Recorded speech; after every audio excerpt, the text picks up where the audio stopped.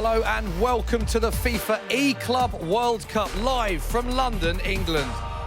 It is finals day. The knockout stages, quarter-finals, semi-finals and the final itself will all take place today. The players have arrived. We are moments away from kickoff in our very first match. It is set to be a fantastic day's action.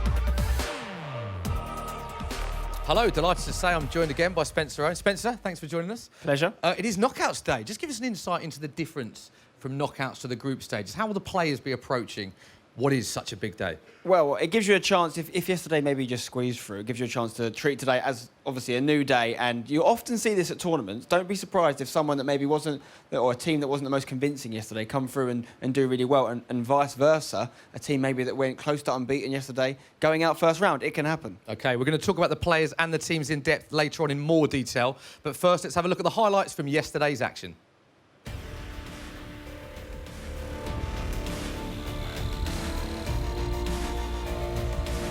So what a great day we had yesterday. The Man City boys, Shells and Ryan, absolutely whipping up a storm, topping their group. And the Wolves guys weren't far behind as well, representing the English clubs very well, both those two teams, doing particularly well. Footballists were shock performers, some would say, getting out their group in fine form, looking decent. And what can we say about Dijon? They were absolutely mustard. Now, the Ajax boys, of course, experienced the Club World Cup, going strong, and they're looking to go further into today's competition. And the FaZe lads as well, can't forget them. Tass and Lev working very well as a team. Tass back to his best form, it seems. Imperial, they were very impressive. They were very imperious, you might say. They're going to be in the competition today, looking to get all the way to the final. And of course, we have to talk about the lads from King Esports, top of both leaderboards, respectively, Tex and Nicholas. Surely they're the ones to beat. So this is how it finished yesterday, Group A. Look at that, Manchester City, 20 points from their 9 games played. They qualified in first place, with Wolves qualifying in second place. Bromby and Prime Ninja out of Group A. So that was how that one finished. Group C, also the other group that took part in the morning session yesterday. Footballists winning that group with 18 points. Dijon also qualifying. Vitality and Bochum no longer with us for this tournament. The afternoon session was Group B and D. Group B, FaZe Clan 16 points, Imperial 13. This was a very interesting group. All teams in with a chance on the very late stages, but Tricked Esport and NFG narrowly missing out on the knockout stages. Our final group, many people put in this as the group of death. Group D, King Esports, of course, we remember, have the top players from both standings playing together. 22 points, plus 16 goal difference. Ajax also qualify with them, so they are our teams that qualified to the knockout stages. So this is what happened, Spencer. These are the knockout stages for today. Manchester City plays Dijon, FaZe play Ajax, Footballist against Wolves, and King Esports play Imperial. Then we go through to the semi-final stage and, of course, the final. All of those matches taking place today, set to be a fantastic day's play. So looking at all those fixtures, Spencer, which one jumps out at you? I mean, they're all great, but the FaZe Clan versus AFC Ajax game is particularly good. You've got some really strong players on both consoles for both teams, and that's probably the hardest one to call, I'd say. Toughest one to predict? I think so, yeah. OK. Which team surprised you yesterday? I mean, everyone's good, obviously, that gets to this level. There's no huge surprises, but I was really impressed with Footballist to come out and do what they did, and they're going to have a tough draw now to get through, but they've got to be happy with their performance. There was a few tough groups in there. Obviously, FaZe had a point to prove, I'd say, with Tass particularly. He did a quite emotional post on Instagram after the major in Romania a few weeks ago, sort of saying he's struggling to find his form of a few years ago. Well, looks like he's back to his best, and so I'm happy for him that he's finding his mojo again, and we might see him go further today. It's interesting you said that, because King Esports got another team that started fairly slowly, but then they just got better and better as the tournament went on. That's got to be a very good thing going into the knockout day.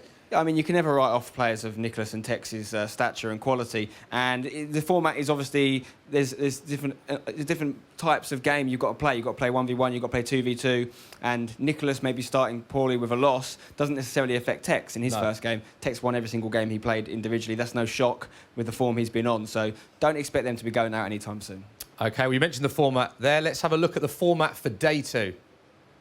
Hello and welcome to the FIFA eClub World Cup 2019, live from Sky Studios in London. Here's a quick overview of the format and competition rules. Throughout the knockout stages, teams will play 2 1v1 legs on each console. If the results are tied, regardless of the aggregate score, there will be a deciding 2v2 match. the team with the better aggregate score picks their preferred platform.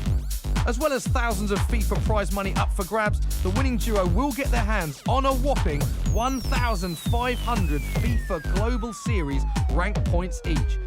Those all-important points will become crucial en route towards qualification for the major end-of-season event, the FIFA eWorld Cup Grand Final. Best of luck. So there are the rules and regulations, Spencer. A big thing we spoke about yesterday, the 2v2, which is new to this year's format.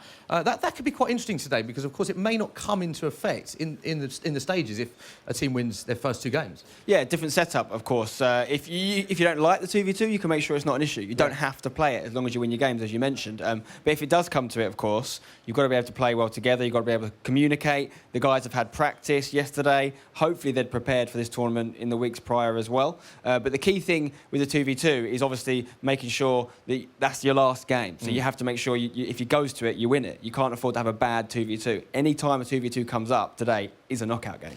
And with the consoles as well, how big a difference is that? How important is that, the console that you play that on? Yeah, well, it's quite important depending on the sort of player you are, really. The main difference, obviously, sounds obvious, but is the 2 controllers being different on PlayStation, Xbox. If you're a player who's had experience on both consoles, you're going to feel more comfortable playing off your favourite console. Maybe you're worried about that. In that case, it's very important that you do score the more goals over the 2 legs and you get to choose the console you want to play on. OK, let's have a look now at the Global Series overview in general.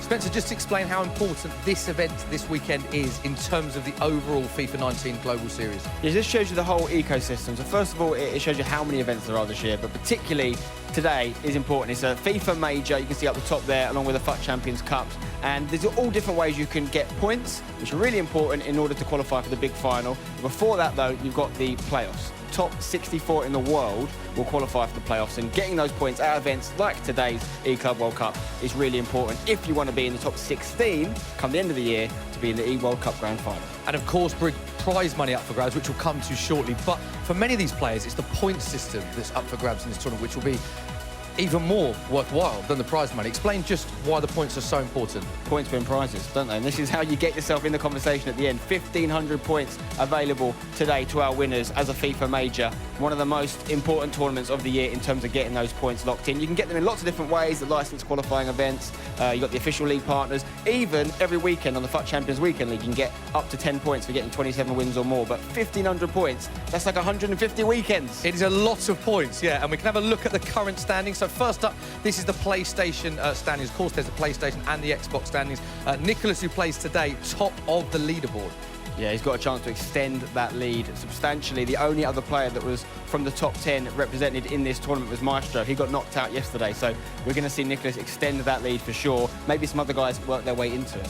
Yeah, OK, let's have a look at the Xbox. Now, importantly, this is at the start of this tournament, the current leaderboard. Tex top. Look at the points difference between Tex and even second place. And importantly, Tex and Nicholas, who is the leader of the PlayStation leaderboard, play together as a team. Yeah, they're both doing so well, so consistent this year, and they've done it again already, booking their place in this knockout round, and I expect them to go further. Danny is also represented in the top 10 at this tournament. He's 7th right now, but he'll be climbing some spots, and even more spots, particularly if Ajax go far into the tournament. OK, so we've mentioned the points, we've looked at that. Let's remind us of the prize money that is up for grabs, because the prize money's not bad either, is it? $40,000. Just a few years ago, the world champion for the whole FIWC only got $20,000, which I know is not small change, but it shows you how far the scene has come, that for an event like the Club World Cup, you're getting $40,000. Unbelievable. Yeah, unbelievable indeed. Unbelievable for the points, unbelievable for the prize money. It's just so much at stake. And we could see a record-breaking day. Could see it today.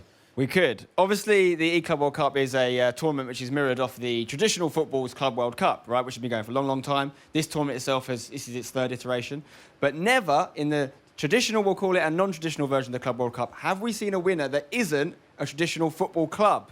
We could see that today. It's quite nicely poised, actually, because we've got 8 teams left, and 4 of them are football clubs, 4 of them are esports organisations. Yeah, so very well poised. The first ever non-football club winner of a Club World Cup. Could we see it? Spencer, finally, quickly, Can we get a prediction from you? Who do you think is going to go on to lift the trophy? Okay, I'm going to do a bit of a cop-out here. I'm going to predict a football club and I'm going to predict an esports org. Okay. I think it could come down to that. And I'm going to say... Sitting on the fence a bit. Exactly. Well, it's the Club World Cup, so you've got to look at the clubs first and foremost. I think Man City had the best day yesterday out the football teams.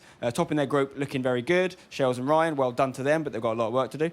I will also, though, have to look at King. You can't look any further than Nicholas and Tex. These guys are literally number one. I wouldn't be doing my job properly if I didn't predict these guys to win. And those two clubs, by the way, could meet in the final. Yeah, opposite sides of the draw, aren't they? Very nice. Okay, with that said, it's time to cross to our commentators for our first match. Over to Mark Hasker and Dan Gaskin. Thank you very much, gentlemen. And yes, it is Championship Sunday, and it is time to get business underway, Dan. A lot of pressure on these players today, a lot of nervous energy in the room as well. Just remind us what these guys are playing for today. $100,000, $40,000 for first place, and of course, those Global Series ranking points, which everyone wants. 1,500 up for first place today. And of course, for pride, to get their name on the trophy mark. But, I mean, it's enough of us talking. Let's meet those quarterfinalists, because they are what it's all about. Well, here they come then. The players are on their way to their stations. We have Dijon. They managed to get through yesterday. Wolverhampton Wanderers being represented as well. You can see Manchester City there on the left-hand side as well. Of course, we have Dijon at the start. We have FaZe Clan. We have Ajax. We have the guys on the right there, of course. We have King Esports, two of the favourites there, Imperial. Obviously, they had a pretty decent day yesterday, managing to get through. But these two gentlemen that we're looking at towards the end here, FaZe Clan. I've got a funny feeling about these two gentlemen today. FaZe Could be a Clan, trophy on the line. They are my underdogs for today. Despite the fact they had an incredible day yesterday, they're still not the favourites going into the tournament, these quarterfinals, because of the likes of King Esports, because of the likes of Man City. FaZe, they were able to get through on 16 points during their group stage. They have a +4 goal difference. However, it wasn't completely comfortable. It came down to that final 2v2 game in round 3 when they finally secured their place. But they definitely deserve their place, and their play style yesterday got me very excited. And they're going to be playing against Ajax in one of the first games today in the quarterfinals. Now, they had one of the nervier endings to the day yesterday. It all came down to the final game. Their goal difference became an issue. It became a very, very scary moment for them, but they managed to close it out as that pressure was on them, Dan. And I think they'll be coming in today with a little bit of a mental reset, thinking, you know, just take this one by one game, one by one, and then see what happens, because they've got a lot of talent on this team. The amount of passion that I saw from the Ajax boys yesterday was absolutely... To be fair, the 8 teams left here, the amount of passion we saw from all of them yesterday, the screams that were erupting from everyone, every single goal that went in was absolutely insane. It has been incredible to see. It was an incredible day yesterday, and it's going to be an even better one today, Mark. Yeah, you'll certainly be able to hear when the Ajax guys are scoring goals. And speaking of probably one of the loudest people in the room, that is Ajax Danny, and he's going to be involved in our first game. He's going to be taking on Lev from FaZe. What's your thoughts on this initial matchup, Dan? It's certainly going to be a loud one, isn't it? I think this is our biggest quarterfinal, and quite rightly, we should be diving into this one first. Arguably, on this side of the bracket, I mean, these are two massive teams, and I think there is going to be a lot of pressure from these guys, especially the ones who are starting out on the PS4 side of things. As you can see, Danny on your screen, playing on arguably a weaker console. We're used to seeing him on the Xbox, but he's playing on the PS4 this tournament, and I think that brings a lot of extra responsibility and a lot of extra pressure that he has been working well with. Well, of course, we've got to talk about the man that he's going to be going up against, Lev. He was pretty consistent yesterday. A lot of the talk yesterday was about his teammate, though, Tass. He's kind of... Tass is back, he was saying on Twitter. Is Tass back? Because he hasn't had the greatest FIFA 19 so far, but he really performed yesterday. But this man kind of went in the shadows a little bit, but put in some solid performances and picked up points where they were required. Yeah, Levin can, I mean, he can creep into the top 10 of those Global Series ranking points, probably with where he's already achieved a placing in the quarterfinals, but he'll be looking to get more, try and secure and solidify himself, not just in the playoffs, but try and get to those E-World Cup finals as well, because that's what this is all about. That's what everyone wants to get eventually,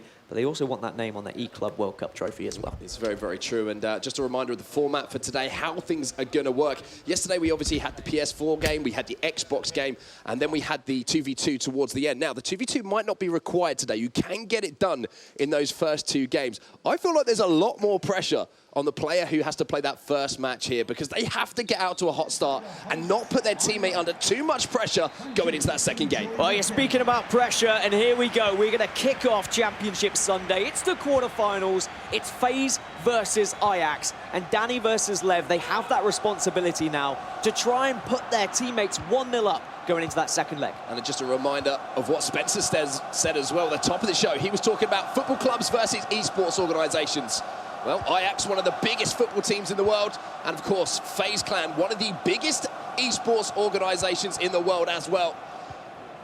Fantastic how we're seeing FIFA esports bring those two sides of the world together.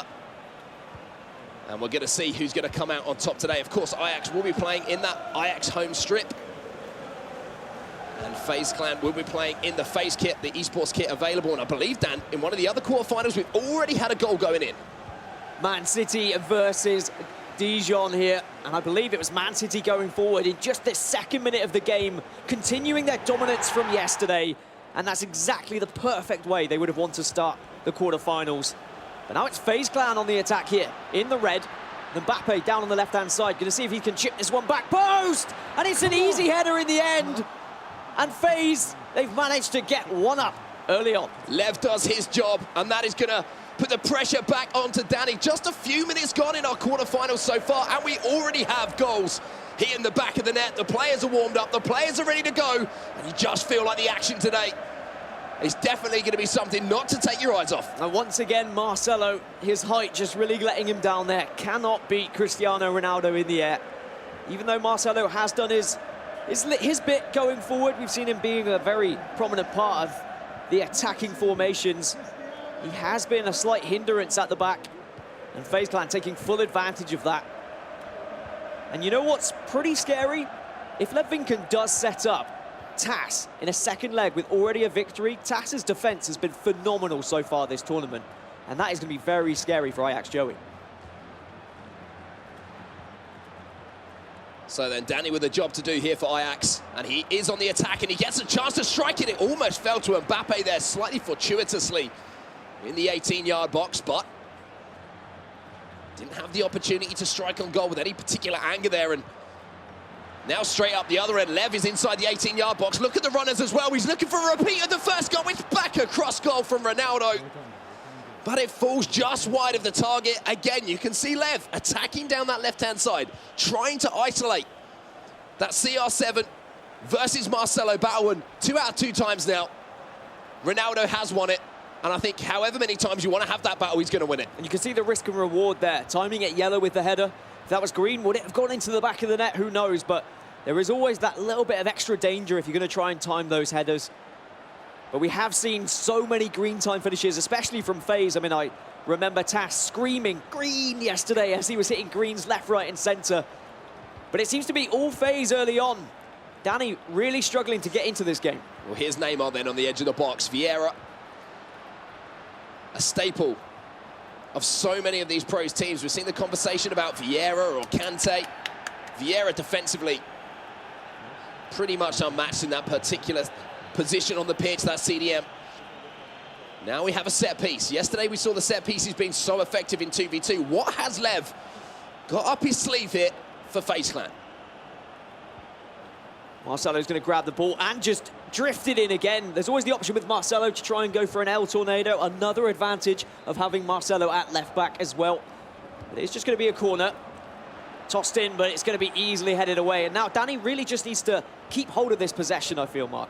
Well, news of another goal as well from one of the other games as well. We'll keep you up to date with absolutely everything that's coming in. And it's King Esports versus Imperial, and it's King Esports on the attack here. Pull it on the edge of the box, finds Ronaldo, and Ronaldo drills it in at the front post. So King Esports, a lot of people's favourites at the start of this tournament, Dan. They started off well in the quarterfinals as well. Yeah, that'll be Nicholas grabbing that goal. He was very disappointed with his PS4 performance yesterday, but it looks like he's kicking off the day with the perfect start. I mean, they were plus 16 goal difference from yesterday, King Esports. Phenomenal. So that'll make it plus 17 now with that 1-0 lead. As you can see, all 4 games on the screen. But let's jump back into our FaZe versus Ajax tie, as Danny now finally seems to be getting up the other end of the pitch. Yeah, CR7's inside the box, but the pressure from Lev is so impressive at the moment. It's definitely playing a high-pressure game, but that leaves gaps if you can find the pass. We can hear Danny from here. You can probably hear him from home. Rudhulit ties up the game. It's 1-1. And he was just waiting for it. He saw several players just spreading themselves out the penalty area. He looked left, didn't pass it, played it right instead into acres of space, and he was never, ever going to miss that with Rudhulit from there. What a start to Championship Sunday then. Goals flying in all over the place to start things off.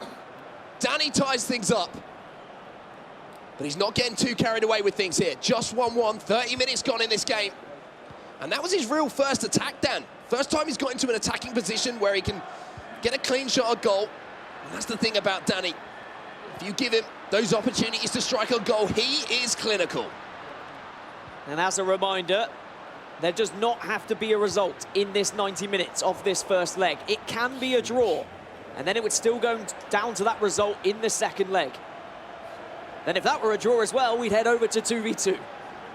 Well, he's not looking for a draw at the moment here. Danny, he's trying his best to create an opportunity as the ball, unfortunately, just rolls out of play. You can see a little tweet from Tass coming in as well. Championship Sunday, it's been a damn while. It's good to have him back on the big stage as well. Of course, we always want to hear from you guys at home as well. Use the hashtag FIFA eClub World Cup to get in touch. Give us your predictions on who you think is going to be winning that trophy. And it is fantastic to see how the new patch has allowed Tass to get back into the Back game. post again. As De Gea somehow pushes that ball out away from goal. And Danny's just going to breathe a sigh of relief there, but it means that going forward, he has a chance now on the counter-attack, but he decides to slow it down. A very patient play style, and I think that's very clever of him. He doesn't want to play into the play style of Levinka by just keep going back and forth and offering up these counter-attacks. Try and control the game a little bit more. I'd be very interested to see if maybe he looks at that position, that left-back position at half-time. You have that Team of the Year Van Dijk foot item that we have seen prevalent in a few pros teams. Just means that that back post header doesn't become quite as viable an option. It's obviously what Lev is looking for, but in the meantime, we have another goal, and it looks like King Esports might well have doubled their lead here. Yep, Nicholas again just working his way into the box, and it's those low-driven shots, just hard-hitting, timing them green every single point. And Nicholas looks like the form that we were expecting yesterday. Disappointing yesterday. Shaky seems yesterday. to be rising very well today. Yeah, certainly shaky yesterday, but we all know that Nicholas plays his best FIFA on Sunday when it matters. Into stoppage time at the end of the first half here. Fake shot from Ronaldo. Danny looking to score a goal to put himself into the lead. It's that back post cross again. Marcelo does well, though, to beat the attacker to the ball, and there is the half-time whistle. Full of action here on Championship Sunday. 2 goals in this game, and a pretty tight one to kick things off. And early on, it was all Lev. He was dominating possession, but that man on your screen there, Danny, I mean, he just changed the dynamic of the game very quickly. As soon as he went 1-0 down, he said, look, I need to start playing the ball around the park a little bit more. Let's spread it to the wings. Let's try and encourage his defense to actually pressure me, and then I'll find those gaps in behind. And boy, did it work. He got that goal with Hulip. Well, let's have a quick look at one of the other games that's going on at the moment. It's into our second half. Manchester City, one up in this game at the moment over Dijon. And Manchester City, for me, I mean, there was all the talk about King Esports, about FaZe yesterday, but these guys had the highest points total in their group. They were so impressive. Manchester City were, of course, just dominating yesterday. Ryan, who's on loan from hashtag, particularly impressing.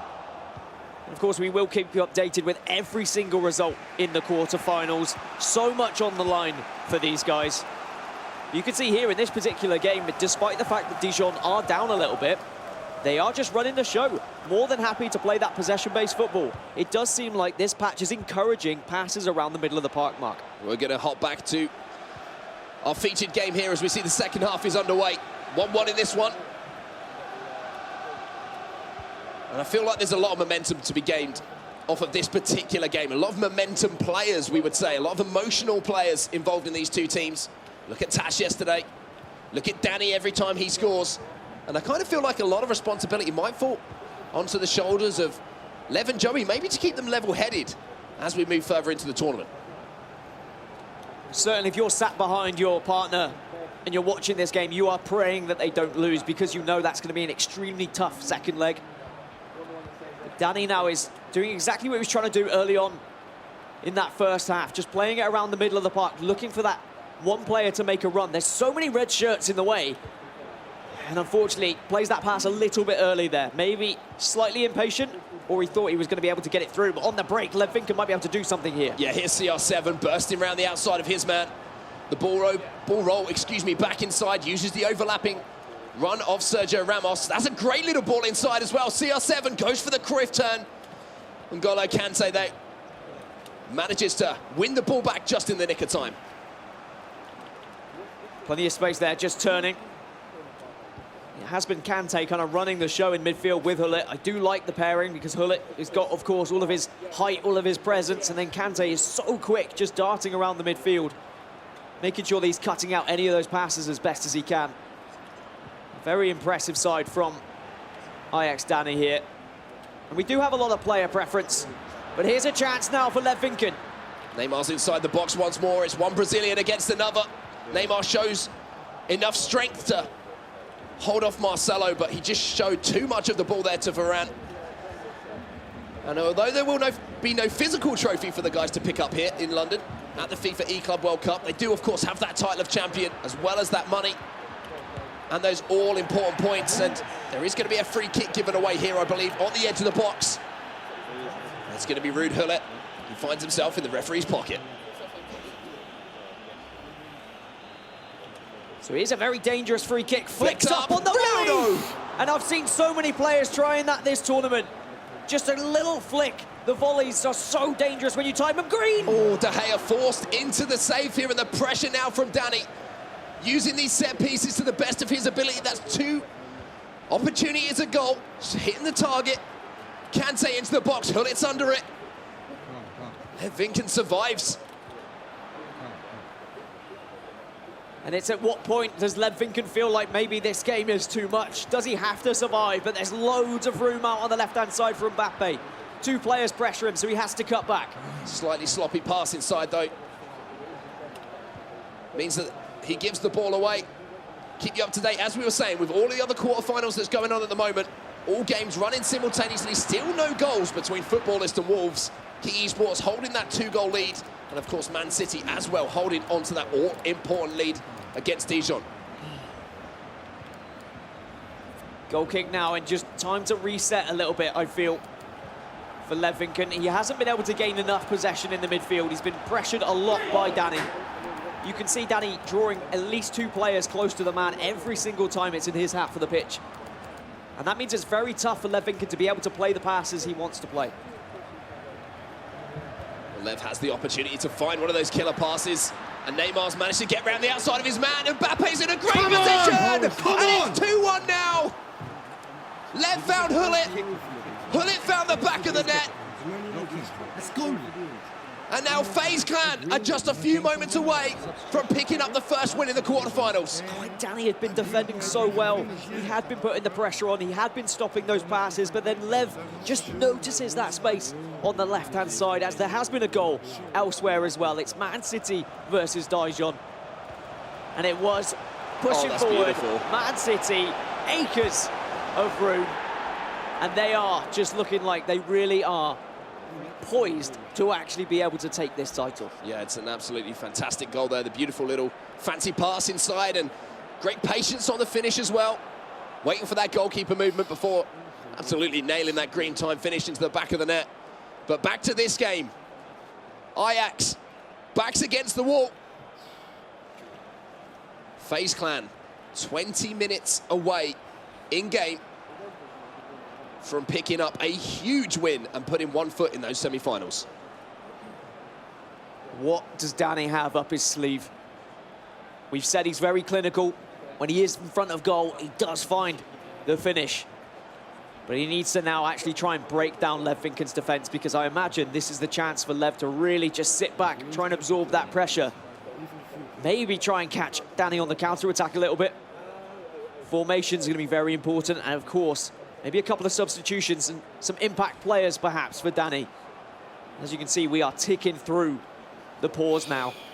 Danny really making sure everything is perfect. Now he has got that 4-3-3 up his sleeve. One formation we saw him change to yesterday, which did afford him some opportunities, get a few more players forward. We hear a goal going in right in front of us as well. I believe Wolves might have broken the deadlock in their game. But back to this one. As FaZe do win the ball back here, and there's a chance on this right-hand side. once again for Lev. Varane with a solid tackle. Let's have a look at the goal, though, from that Wolves game. And it wasn't just any goal. It was a goal in the 90th minute as well. It was Wolves going forward. Verfilza manages to pretty much secure the points here with an excellent low-driven shot to the right-hand corner there. He jumped, he screamed, because Wolves know what a huge result that could be. We've seen so many impactful late goals so far at the FIFA eClub World Cup. Is there going to be another one in this game, 91 minutes and 32 seconds on the clock there when Wolves scored. Absolute heartbreak for their opposition, but elation for the Wolves boys and for Verfilza. Danny then, 10 minutes or so left in this game. Can he carve out one opportunity here to tie this up? Take a little bit of pressure off his teammate. Varane then. Starting to orchestrate something here. You can see players getting forward. Marcelo into Ronaldo, goes near post. De Gea's forced into the save. Oh, it's so close as well. Danny's really going to need to bring out his sledgehammer to break down this wall of Lev. Being told that there is confirmation of results coming in elsewhere. Man City winning 2-0 over Dijon. And Wolves getting the result as well, 1-0. Absolutely incredible stuff. Such important results. Footballists, after an incredible performance yesterday, find themselves behind. Yeah, footballers went under the radar a little bit. Of course, they topped their group yesterday as well. They were certainly loud and proud every time they scored, but the pressure is very much on them now. We are seeing the final throw of the dice here from Danny. Going to be getting as many players forward as we can. We're seeing a change of personnel coming in from Lev as well. The corner, whipped into that near post, Pele. Straight into the midriff of De Gea, though. A comfortable save. Now it's all about, can Danny wrestle possession back off of Lev to create one more chance? Yesterday, FaZe did concede a last-minute goal. Does Levinken just go towards the corner? No, he's looking for the space. Oh, it's offside. Or was it a free kick? It's been pulled back. And that's so fortunate for Ajax. FaZe were through, it's got to be said. But you've still got to stay composed. You still have the lead and you still have a free kick. Is there going to be a sting in the tail of this game then after something like that? Lev was completely through on goal. Almost a guaranteed shot on target. Referee decided to pull it back. But what it does do, it gives Lev the chance to eat more precious seconds off the clock. I think he'd be even more frustrated if it was 1-1 there. It also meant that a lot of Danny's players were behind the ball for that free kick, so he allowed him to play the ball backwards, keep that possession. Marcelo gets a foot in, but it's still a throw-in for Lev. Precious seconds ticking away. Shake of the head there from Danny. He knows he has to get this ball back. He knows he has to make an important tackle, and he knows he has to take risks. Danny gets the ball back here for Ajax. There is time for another attack, but it might be the last one of this game. Look at the pressure we're seeing from Levinken. But there's so much space on this left-hand side. Is there a twist in the tail? Can Danny pull something out of the bag? Vieira now into CR7. The pass needs to be perfect. The finish needs to be perfect. Ronaldo puts it wide. Come. Danny can't believe it. That was the chance, though, Dan. That was the chance. He's timed it green, but it has gone wide. He had to work so hard to regain the ball. But unfortunately, it's just not going to be enough here. With the ball going out, 2 minutes already played. We are in a pause. The final whistle has not been blown. However, Levinken has the goal kick, and you have to assume that whistle is going to blow as soon as the goal kick is taken. Yeah, we talk about the importance of having five-star skillers in your team. Sometimes we need to highlight the importance of having that five-star weak foot as well. That's why you see the likes of Neymar, R9 still being favoured so heavily. That fell onto CR7's left foot. Yes, he greened it, but with a four-star weak foot, there's always the chance that that one might just drift wide, and in that situation it did. I think Danny knows this one is over, and that's a huge result to start off Championship Sunday for FaZe. Lev takes home the win, holding on to a 2-1 win. Whew. This is going to be an interesting day. And that means that was our fourth quarter-final game finishing. So we have all the results from that first leg. Man City winning 2-0, carrying on their fine form from yesterday. FaZe, as we saw, winning 2-1. Footballist losing 1-0 to Wolves, and King Esports, again, just showing why they are the favourites for this tournament, winning 2-0 against Imperial. That was the PS4 side of things, but now we jump over to the Xbox side of things, Mark. Yeah, the Xbox players now, if you're sat behind the PlayStation player who's just picked up a win, you can kind of enjoy yourself almost a little bit. You want to get the job done, of course, but a little bit of pressure removed from you. And on the flip side of that, also a lot more pressure if you are behind at the moment. But right now we're going to go down to Anna on the floor. She's with the man from FaZe Clan. It's Lev. Hey, Lev, you just beat one of the tournament's most emotional players that we have here. You knew you were playing Danny coming into this championship Sunday. What did you prepare last night? I know Danny very well, of course, because he was my former teammate, so I knew it will be a hard game. But I believe in myself, and I played my own game, and then I thought it was the best thing to do, and I beat him. Does it feel good beating your past team, AFC Ajax? I mean, Ajax will forever be my favorite club, so it's not that I want to be them to get out or something, but it's always nice to win for ourselves. So, yeah. It is nice to win, and you had a pretty dominant performance there. There were some close calls, but you looked good. What are you looking forward to for the rest of the day? Of course, first, I hope that Tess win now, or at least take the draw, so we go to the next round. That's the most important thing, and then we see what we can do in the semis, but first we have to win the quarter, so I'm going to support Tess. Do you have some words of encouragement before Taz's game? No, I think he will be fine. It will be fine. Taz has some experience. Well, thank you for joining us, and I wish you the best of luck in the next rounds. Thank you. Spencer, we can have a look at the highlights of that game. The day has started very strongly. It hasn't disappointed at all, has it? Yeah, it was a good start for FaZe and Lev here. Great ball to the back post. And, of course, Ronaldo's going to win that. We talked about Ronaldo, his jumping ability, his heading ability. Huge. Nothing the keeper could do. So that's a good start for FaZe, taking the lead. Ajax get back into it here. Great control in the box with Cristiano Ronaldo once again for Danny, finding Kante. This is a game, let's not forget, 2 ex-teammates as well. Yeah. So there's a lot riding on it. Great celebrations there from Danny and his teammate Joey there. Great passing play. Rude Hullet. Lovely finish, that. Rude Hullet, of course, for Ajax coming up. Trumps. And another chance here. Big save from De Gea. That's what you need. Danny absolutely furious about that. And then as we get towards the latter stages of the game, FaZe go through here with Lev. Neymar hugging the touchline. Great pass into Mbappe.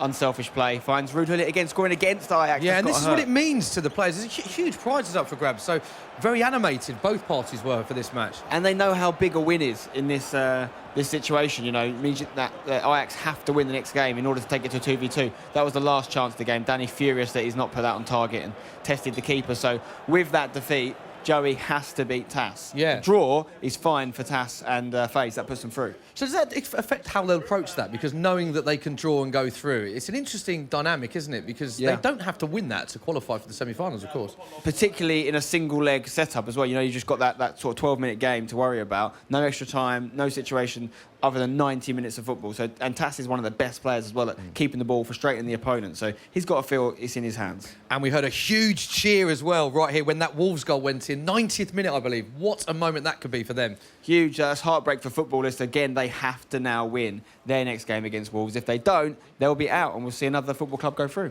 OK, that is the match we're going to feature. Let's go back to our commentators for the next round of matches. Thank you very much, gentlemen. And yeah, now the pressure gets ramped up just another level, Dan. As we should reiterate as well, if you've won that first game here, a draw is good enough to put you through to the semi-finals. So Wolves and Abinio, he's just going to be thinking about getting that draw. Just don't lose this game. Yeah, it's not an aggregate scoreline or anything like that. It's very simple.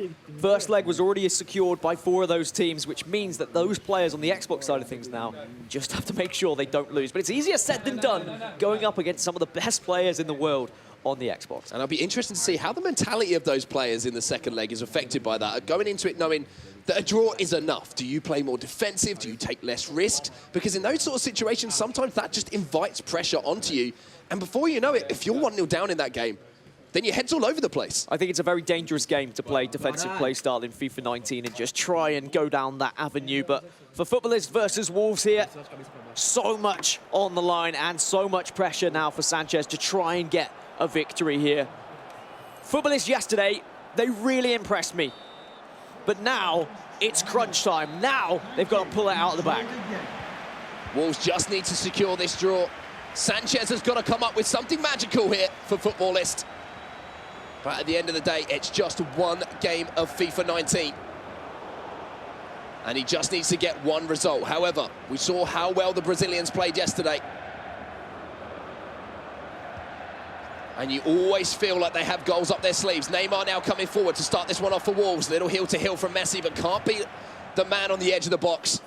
Unfortunately, the pass is going to go out of play here. Just looking at the teams here, see if there's anything standing out to us. Van der Sar in goal here, I believe, for the footballist guys. Yeah, I like Van der Sar in goal.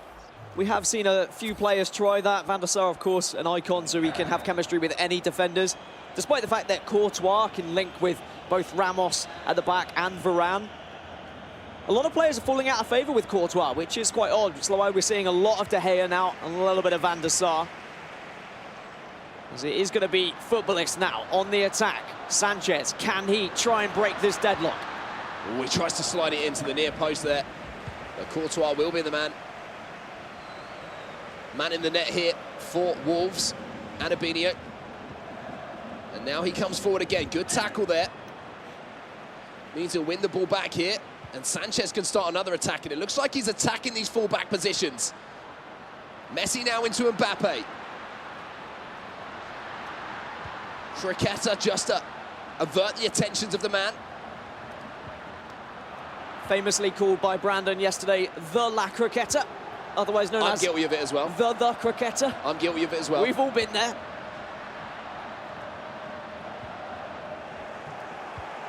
Good tackle, though, coming in there from the Wolves man.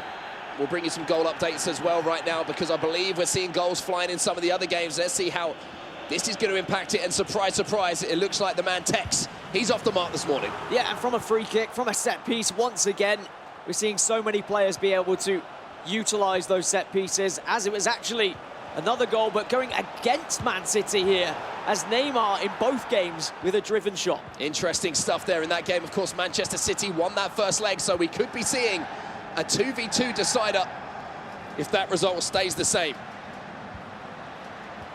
Mbappe then coming forward now for footballists. Sanchez on the edge of the box. Messi goes past his man. The heel-to-heel buys him space. Just crowded out at the last second there. And Sanchez couldn't find his way through for footballist. As we see a few facts on the left-hand side for you guys at home, if you're just joining us for the first time, want to know a little bit more about these players? Well, there is the fact file for you. I'm sure the only fact that they'll be interested in is hopefully after this they'll be saying they were an eClub world champion. Yeah, but one of the main things that jumps out at me there is that they train at a dedicated esports residence, which is really going to help if this game were to come down to a 2v2 scenario. Some of the teams have practiced more than others, so it is going to be Neymar. Very important. And that's the deadlock broken, and footballists, boy, did they need it. They're right back into this tie now. And you can see what it means to Sanchez as well. Just rocking in his chair, dead focus, hood up. It's game time. I'd love to be inside the heads of some of these players. Abinio now, what's he thinking? Maybe it's made things a little bit more simple for him, but these quarterfinals certainly aren't simple. We've got more goals going in elsewhere as well, I believe. Keeping you up to date with absolutely everything that's going on in the quarterfinals, and it's Ajax and it's Joey who scores the first one there against TAS. But you can see in the top right-hand corner, almost an instant reply from FaZe Clan as they tie up 1-1 as well. Really unfortunate for Ajax after taking a lead, after working so hard, to then get pinched back straight away.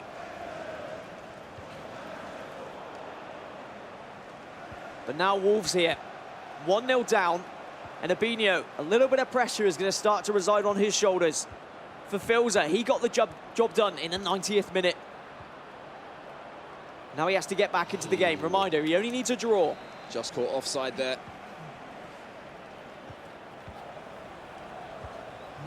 But just giving the ball away very sloppily there, footballist. And Sanchez is going to be pretty frustrated about that one, to be honest with you.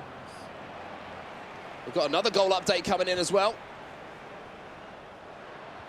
And just as Ajax took the lead, it's FaZe Clan and TAS who answer back. We saw an incredible 27-goal pass from him yesterday. And he manages to sneak that one in the smallest of gaps at the near post to tie things up. As well as that, King Esports and Tex, he wasn't able to hold on to his lead. Sergio Ramos, of all people, up from the corner equals things up for Imperial. So goals flying in left, right and centre here. We're back Beautiful to our cricketer. main feature. Neymar inside the box here. Oh, it's an important sliding challenge, though, to get something on the ball there from Ferdinand. And this is the thing, Sanchez can't just sit on a 1-0 lead here. He needs to press for that second goal because he knows in the 90th minute, if Wolves were to get another one, It's done. suddenly they're not going to be able to head into that 2v2 game. You've really got to take these games by the scruff of the neck, take responsibility for them. Can't leave your teammate with too much to do as far as results are concerned. Everything is in your hands here. Neymar on the edge of the box, he scored the first one and he forces Courtois into a save. And the Wolves boys will survive once again. Of course, keep your tweets coming in as well. Use the hashtag FIFA eClub World Cup. We want to hear you guys at home's predictions, because you can already see from some of the action we've had this morning that predicting things is going to be pretty difficult. I like the pressure from Sanchez there. Just pushing the players up, using the right back to make sure he presses, but he's giving the ball away. He needs to be very careful there. He can't afford to be doing it, can't afford to be throwing away chances because it's going to present opportunities. Well defended. He looks a little bit shaky at the back, I have to say. Going forward, though, he has looked pretty impressive. Just as I say that, he shows a little bit too much of it to CR7, but he gets the ball back. Ruud Gullit showing why he is such an all-rounded player. Mbappe now. And Ferdinand read it well. Wolves come away with the ball again. And here comes Abinio. Space here on the right-hand side for Mbappe. Will be a free kick, though. And now we have a set piece. These kind of areas are dangerous, though. You can play it to the running man or you can pass it back. Thankfully for Footballist, he gets in the way, which means he might get the opportunity to have the last attack of the first half. He's going to play it forward. There is men making runs. Just needs to find one of them. Has found one of them. Mbappe's inside the box. Kylian Mbappe has a clever little ball, and Messi couldn't finish. A beautiful little ball, though, and I think the defender might have just got something on that towards the back post. He greened the header. Sanchez with his head in his hands as the half-time whistle goes. And he has had chances here to double his lead. Well, he's had chances. Abinio hasn't. No shots at the moment. Goal updates elsewhere, though. They're all flying in. And unfortunately for Man City, it looks like they went 2 goals down now. Dijon Great move. dominating the Xbox side of things. And you can see here, after Imperial managed to tie things up at 1-1, Texas come forward once again. It's R9 with a beautiful little drag back. And again, that near post-driven shot down being so devastating. Texas just got so much up his sleeve in terms of skill moves. Fantastic from King Esports. Of course, if Tex were to win that, they would be through to the semi-finals. That would be Texas' 4th semi-final in a row in tournament play. But for Abinio, he needs to find something now. He hasn't been able to find a shot on goal, Mark, and that means we might need to see a formation change. Well, here are your 4 quarter-final matches that are going on simultaneously here in London at the Sky Studios. King Esports now 2-2 with Imperial. So we saw the goal from Tex there to put them into the lead. The Imperial have pulled that one back. But of course, as it stands, King would still go through. FaZe Clan would still go through at 1-1. However, Man City and Dijon, they'd go to a 2v2. And let's have a look at that Imperial goal now. It was into added on time in that first half. And again, it's just those twists and turns inside the box, Mark. They're so difficult to defend. And again, that near post-driven shot there. Time Green again, beating the goalkeeper. You saw Tex trying to move his goalkeeper to cover his angles, but he wasn't able to keep that one out. But now we're back underway in the second half of Footballist versus Wolves. Reminder to everyone, Footballists need the win in this game after Wolves took the first game. And again, another one of these dangerous areas for free kicks where you can just lay it off, play it to the man on the edge of the box. But it's sniffed out again by Sanchez. He's done very well defensively against these set pieces, generating the right amount of pressure, knowing when to step off, knowing when to switch the man. If that's one thing I've learned defensively from some of these pro players, it's constantly switching to that second man, then back to the man you're already controlling. Here's Ronaldo then, inside the 18-yard box, tries to bully his way through. Unfortunately, couldn't find his way through.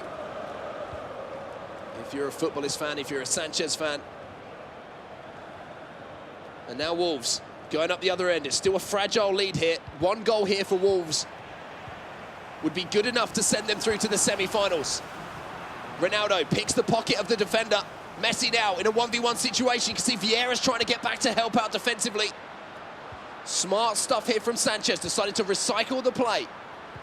Take his time before looking for that killer pass. There's the Elastico inside the box. Sandro got enough of the ball though, no penalty. Fabinho still not been able to really get and poise any sort of threat. Even though he's had a little bit of possession in the middle of the park, played it between those 2 CDMs, he's tried to build up the pressure, but he hasn't been able to find that final ball. He just about gets there, but thankfully for Sanchez, his keeper was completely on the ball there.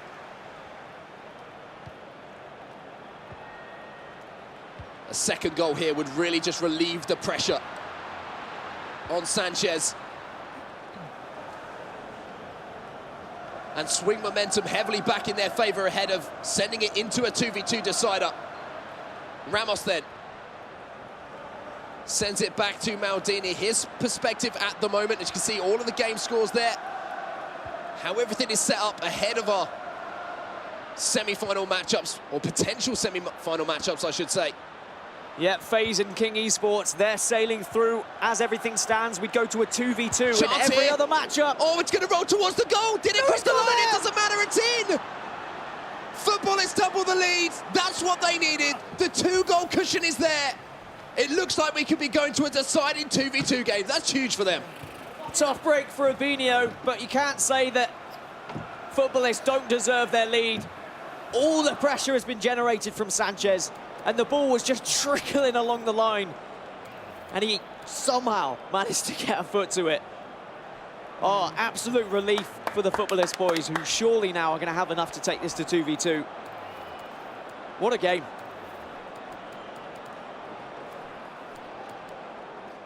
Fulfills up, head down, doesn't want to say anything. He did his job.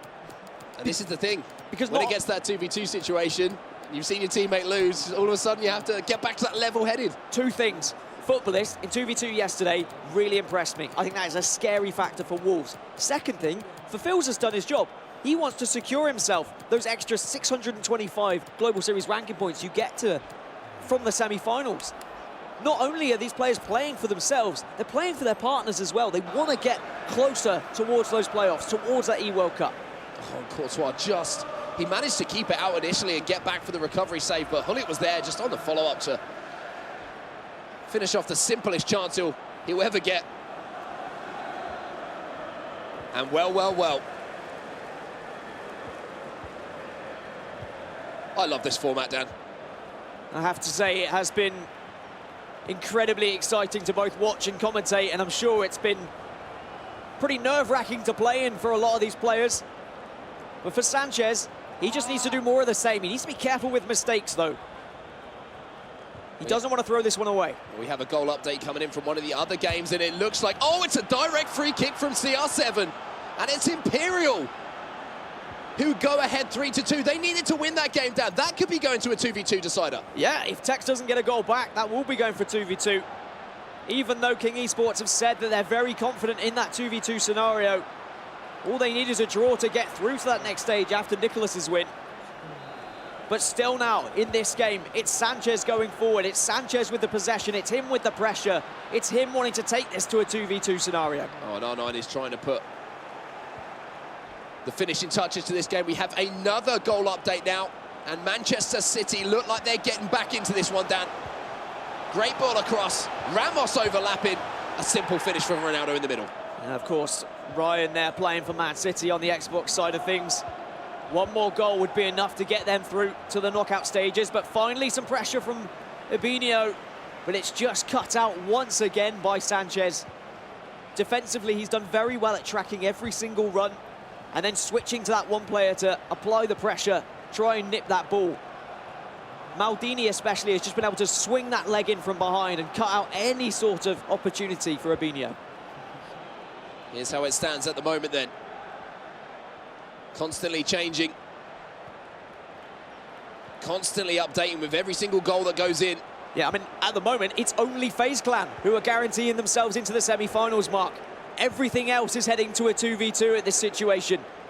But that could change with just one goal from Ajax. This could change this game as well. They need 2 goals here, and there might be one on the cards. It's played across to Mbappe. No. What a save from Van der Sar. That was the chance to get back into it. You say what a save, but I mean also what a poor shot. Just a low driven there, wasn't even timed. He went the wrong way, really, but it is a guessing game sometimes when you get in those situations. But that was the lifeline for Wolves. That was the lifeline for Abinho. And if you're for Filza now, you're probably starting to think about 2v2. Offside. Neymar here inside the box. I think he was just ahead of the defensive line there, so the assistant referee's flag will be raised. But he has had chances towards the end of this game, Abinho. If he puts that one away, that is a nervy last 10 minutes to have to see out for Sanchez. But a 2-0 with just 6 minutes left. It's the time game now. Eat down the clock. Take time out of the game. And get that 2v2 secured to decide your own fate. Sanchez now will just be trying to run down this clock a little bit. As you said, it is very important to do so, Mark, but in FIFA 19, it can be extremely difficult to keep hold of that ball because of the pressure you can now put on through the tactics in game. Ball in the corner, though. That's the worst place that Abinho wants to see it. He's got 3 white shirts surrounding, but there's still plenty of space to pass it around, and maybe a killer goal. Massive save from Courtois. It's a massive save, and that would have been GG. That would have been game over. Done and dusted. Send it to the 2v2. And even if Abinho manages to convert a chance here, you have to wonder, is there enough time for a second chance? Ronaldo gets up. Doesn't get enough on it. The defender does well. It will be a corner here. He needs this to go in. But Van der Sar just clutches it to his chest, and Sanchez pumps a fist because he knows now there's no chance for Abinho. And we are going to a 2v2 in this one. There might even be a chance to send it there with a little bit of style. El Tornado, back post. There it is, the 3rd goal. He secures it. We're going to an decider. And it must have been so difficult for Futbolist when Filza got that last-minute goal in the first round. But Sanchez has done his job on the Xbox side of things. He's done his teammate proud. He's done Futbolist proud. And now what a chance they have to try and come back into this match in the 2v2. And all the momentum's with them now, Dan. They'll want to get into that game as quickly as possible. Wolves, they want to take a few minutes, slow things down, and I believe we've had another goal maybe go in here, and I think Ajax, they might be back in with this one, Dan. Yeah, I'm sure we'll get some goal updates shortly, but just look at what it means to Futbolist here. Sanchez with an absolutely incredible leg. He had so much to do. These Xbox players were under so much pressure after seeing their teammate lose on the PS4. But the thing is, you can't get carried away with this now. Yes, it's a big win, but you're not in the semi-finals. You need to reset a little bit, take a deep breath, because there's still another game to go here. This is about how quick you can recover mentally for Abinho, for Filza. For the other guy, they just want to get into this one as quickly as possible. Futbolist, I mean, what a performance that was from Sanchez. Futbolist did lose 2v2 games yesterday, though. I remember they lost to Vitality 6-3, I believe. So that's something that's going to be playing on the mind of these players. They're going to be saying, right, how actually did we do yesterday in 2v2? Does it matter if we didn't play well yesterday? Because maybe we learned some things. Maybe they've gone home and they've researched a little bit of 2v2 scenarios. They've talked about these situations and said, all right, from corners we're going to do this. From set pieces we're going to do this. And they need to have that communication because by the looks of things, we might be heading to quite a few 2v2 games. Wow, look at this result, Dan. Sorry to cut you off. This is Text. Tex in this game is 5-2 down, and I believe he's playing Christian Spiteri. 5-2. What an emphatic result that is. I mean, if we were saying that players had their backs against the wall in some of these situations, boy, was this going to be a tough one for Christian Spiteri. Now up against Tex, the man who has reached a semi-final in the last 3 tournaments. He had won 2 tournaments before that. And now it means King Esports are going to have to rely on this 2v2.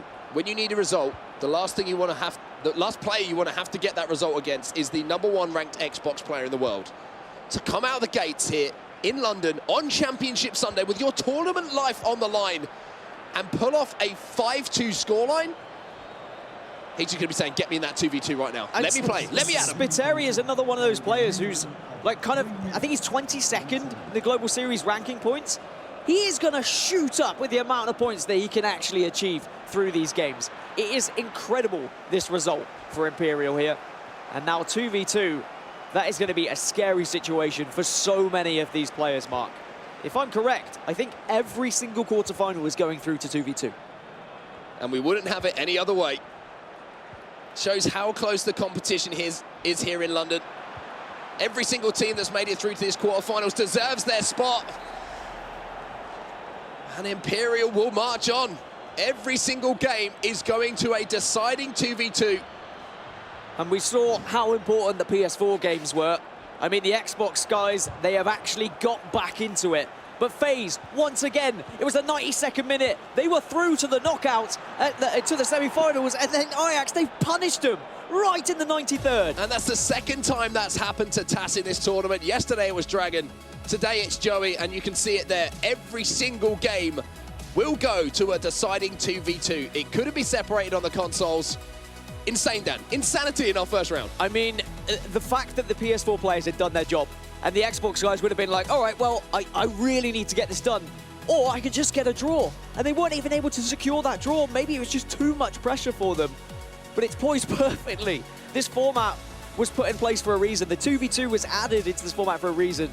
And now it's going to be an incredible set of quarterfinal matches. Now we will need a coin toss here between FaZe Clan and Ajax to decide which console that is going to be played on. So we'll send it over to Spencer and Adam to do the goods.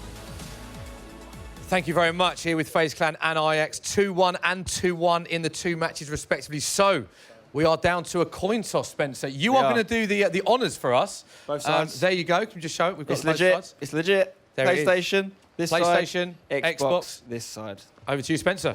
Right. Okay. You ready, guys? Yeah. You all ready? Right. I'm gonna let it hit the ground. Okay. Okay.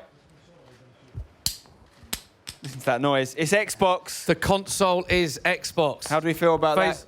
that? Good. You happy? It's our preferred console, so yeah, we still need to do it. And Tess is an Xbox player, so it will be hard, but we are. Okay, that's the thoughts of Ajax. Guys, how do you feel? It will be on Xbox. Thoughts on that? We need to recover from a situation that I've put us in that's unacceptable. So, yeah, I think we need to recover as quick as we can, and hopefully we can do something. But, yeah, I'm feeling pretty bad right now.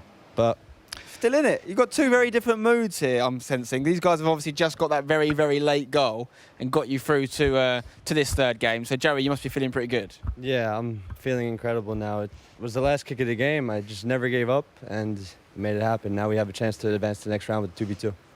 Mentality could be key here because we've got very different moods in the two camps. Yes, very good. Right, okay. We are all set nearly for the 2v2 match, but let's have a quick reminder of how the format works for this day two. Hello and welcome to the FIFA eClub World Cup 2019, live from Sky Studios in London. Here's a quick overview of the format and competition rules. Throughout the knockout stages, teams will play two 1v1 legs on each console. If the results are tied, regardless of the aggregate score, there will be a deciding 2v2 match. The team with the better aggregate score picks their preferred platform. As well as thousands of FIFA prize money up for grabs, the winning duo will get their hands on a whopping 1,500 FIFA Global Series rank points each. Those all-important points will become crucial en route towards qualification for the major end-of-season event, the FIFA E-World Cup Grand Final. Best of luck. Spencer, what a start to the final day. All four games going to a third matchup. It's exactly what you want, really, isn't it? Yeah. From a neutral perspective, you want to see the 2v2 because it's a club World Cup. You want to test both players at the same time, communication, camaraderie, everything's going to have to be tested. And I think it's fair to say that the right teams will win because it goes over to 3 games. Big shock in that one as well. Tex, what do you put that down to, that result? I said, didn't I, first day, second day, sometimes you see a different version of a player. We're not used to seeing this from Tex, really. We see the same Tex every day, he just absolutely smashes it. It's not worked from there. Shout out to Lyrics, done really well against very good him. point, very good point. And that's a UK battle as well. But yeah, so Tex has got another chance, obviously, in the 2v2 to get back. Yeah, okay, and we're looking at the guys setting up now. We can have a look at the highlights from the first game. I mean, so much to talk about. Where do we even begin? This was FaZe against Ajax. Very, very tough match, this one. Yeah, so I think this is the original goal from the first leg with Lev. Puts that back stick in, goal for Ronaldo. The first leg, yeah. So it was a 2-1 win for Lev in the first game. Those of you that have been watching will know that. So it was a good start, obviously, for FaZe, what you're looking for going into the second leg. And this goal, though, is still crucial in the grand scheme of things, because it's actually what took it to a coin toss, this goal. Yeah. Because the fact that Ajax did get one in this game, even though that Lev goes and gets another one after this, means that it was 2-1 on aggregate, if you like. The only way aggregate comes into this setup is if things are tied. If you've scored more goals than the other person, you get to choose the console. Choose the console, yeah. Instead, the fact that Ajax got a goal there meant that it was the same amount of goals, which meant it went to a coin toss, and it was really favourable for the Ajax boys, the coin toss, because they wanted Xbox, and they got Xbox. But this is the winning goal for Lev in that first leg. So going into the second leg, FaZe were in a good position. The reason we're seeing such a kind of unhappy TAS just a few seconds ago is that all he had to do was draw. And we said before, if there was any player you wanted just to have to draw over 90 minutes, it would probably be TAS. Unfortunately, it didn't go that way for him. This is still the first leg, and look at the reactions. Danny fuming with that. But so this was game 2 highlights. Again, another very, very tight match, this one. So Danny essentially had to rely on his teammate. He left it in Joey's capable hands, clearly, because Joey's got the lead here against TAS. TAS fires back relatively quickly here. Some good passing and a nice little first-time shot from R9 there, making it 1-0. So at this point, all TAS had to do was see it out. Look at the time, Adam. Seconds left. We're into added time. Seconds left. And look at this. Joey coming up clutch, getting that goal. That took it to a coin toss. Because the goals scored were level, it was a coin toss and the Xbox came up, which is what they wanted. And here's just to remind us, so as we say, Man City 2-0 early lead, but then losing 2-1. So that goes to all of them going. It's incredible, really, that all of them were going to a third matchup. Yeah, the crucial thing being that City, Footballist, and Imperial all get to choose the console. So even the King boys, Nicholas and Tex, are not going to get to choose the console. That's a good point. That's why there was only one coin toss, because obviously the aggregate score means that you can affect the console. We saw, having done the coin toss, how important the choice of console is. You saw the reaction from the Ajax guys. They were glued to the coin toss, wasn't it? Because it's a big thing to choose which console you want to play this deciding match on. Totally. I'm looking forward to seeing what the guys from Imperial have chosen against the King guys, because who do you choose to go on? Do you choose to go on Nicholas's console, or do you choose to go on Tex's console?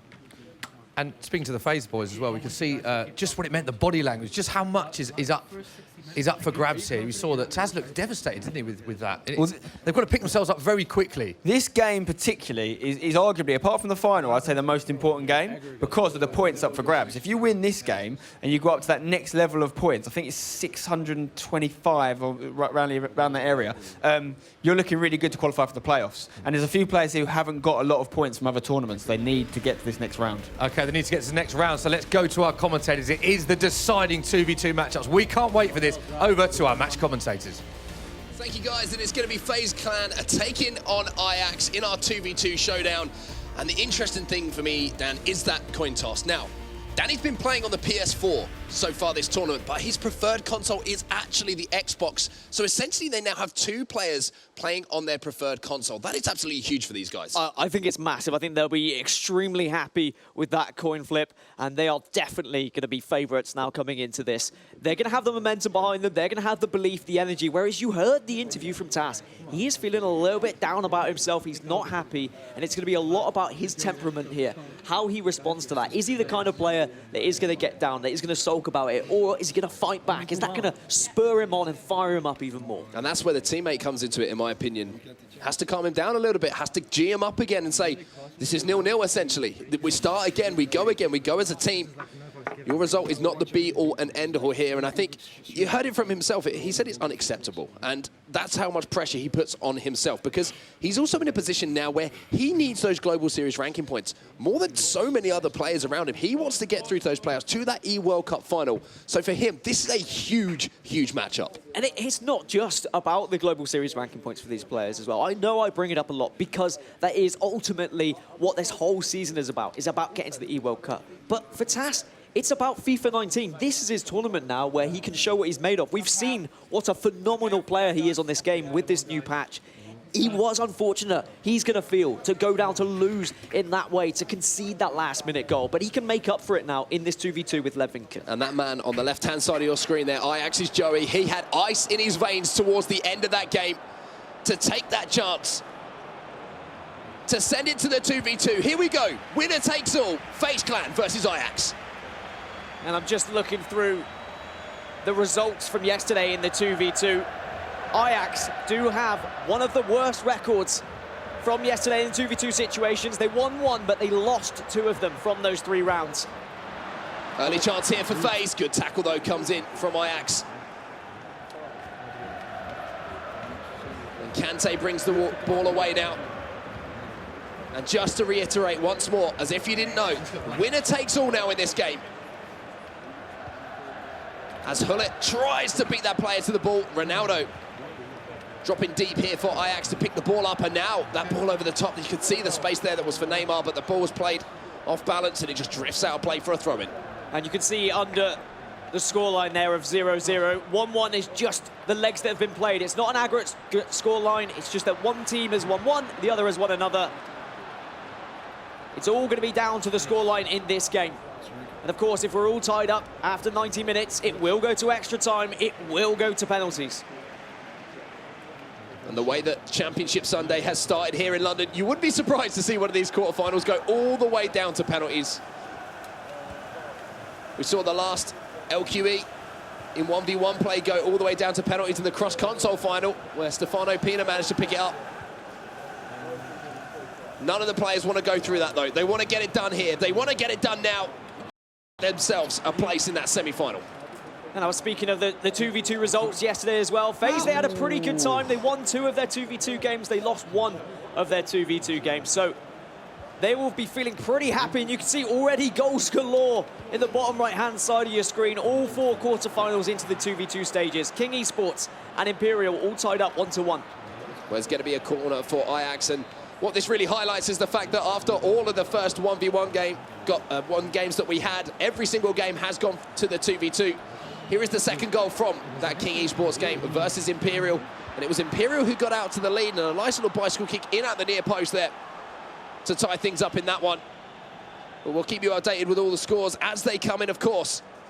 But we're going to go back to our main game here, which is FaZe versus Ajax, which has been a little bit of a cagey start here, Dan. Well, this was my pick of the quarterfinals as well. These two teams are hungry for more. They want to progress to that semi-final spot. They want to be able to secure those extra Global Series ranking points.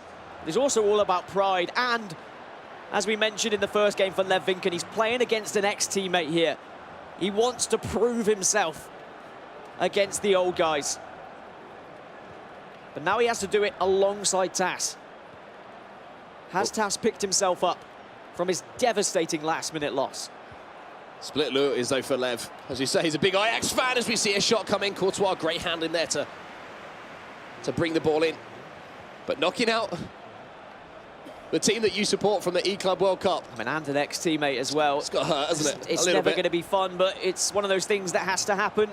Happens in both real football and in esports as well. You do switch teams, you do switch alliances. But is Lev Vinken, is that switch going to be the correct one? That will remain to be seen. It's Ajax going forward, but decent defence from both sides early on in this game. 25 minutes gone then, no real big gilt-edged chances to report. Sort of that one shot from distance we saw from R9 that tested Courtois, but wasn't too dangerous. Ajax trying to build something here. Good pressure, though, coming in from FaZe. And the focus on these guys' faces at the moment. You watch those player cams. Their tournament lives are on the line here. One mistake can send you crashing out in the quarterfinals. And one thing these players probably aren't used to doing is playing FIFA on the same screen as someone else. You have to look at it from a different angle. I know it sounds silly, but you're very used to sitting directly in front of a monitor or a TV screen, however you play. Now you have to slightly angle yourself, and that is going to affect you in the slightest of ways. Some of the players in the 2v2s, they've kind of angled their body language towards each other so that they can see their faces out of each other's eyes, so they can communicate a little bit easier.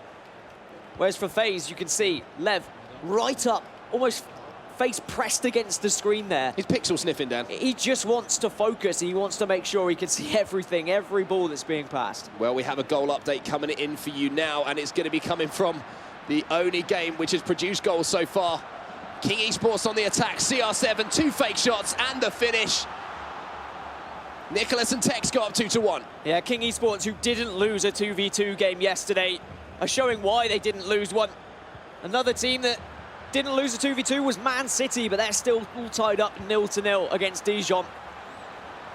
Very cagey and tight games elsewhere, aside from that King versus Imperial tie. And you have to remember, Imperial, they were able to choose their preferred console for that matchup as well, because they did have the better aggregate score from the first two legs. You can see Footballist and Wolves, no one broken the deadlock yet. FaZe Clan, Ajax still all tied up. Man City, Dijon all tied up. And you don't want to be the player to make a mistake as we do hop back to our main game here between FaZe and Ajax. We'll keep you updated, of course, as the scores are coming in. But the longer these games go on, Dan, the more we're going to see the teams open up. The more potential we're going to see for magic. The more potential, though, we're going to see for mistakes. Don't say it. Don't say the P word. I have to say it. Don't say penalty shootouts. That's what I'm terrified about. Imagine a 2v2 going to a penalty shootout to decide a place in the semi-finals. It could happen with how things are going. Everything's going to be nervy. Everything's going to be a little bit twitchy. This game in particular, neither side can actually seem to find their footing. It's been a battle, a grueling battle in the midfield.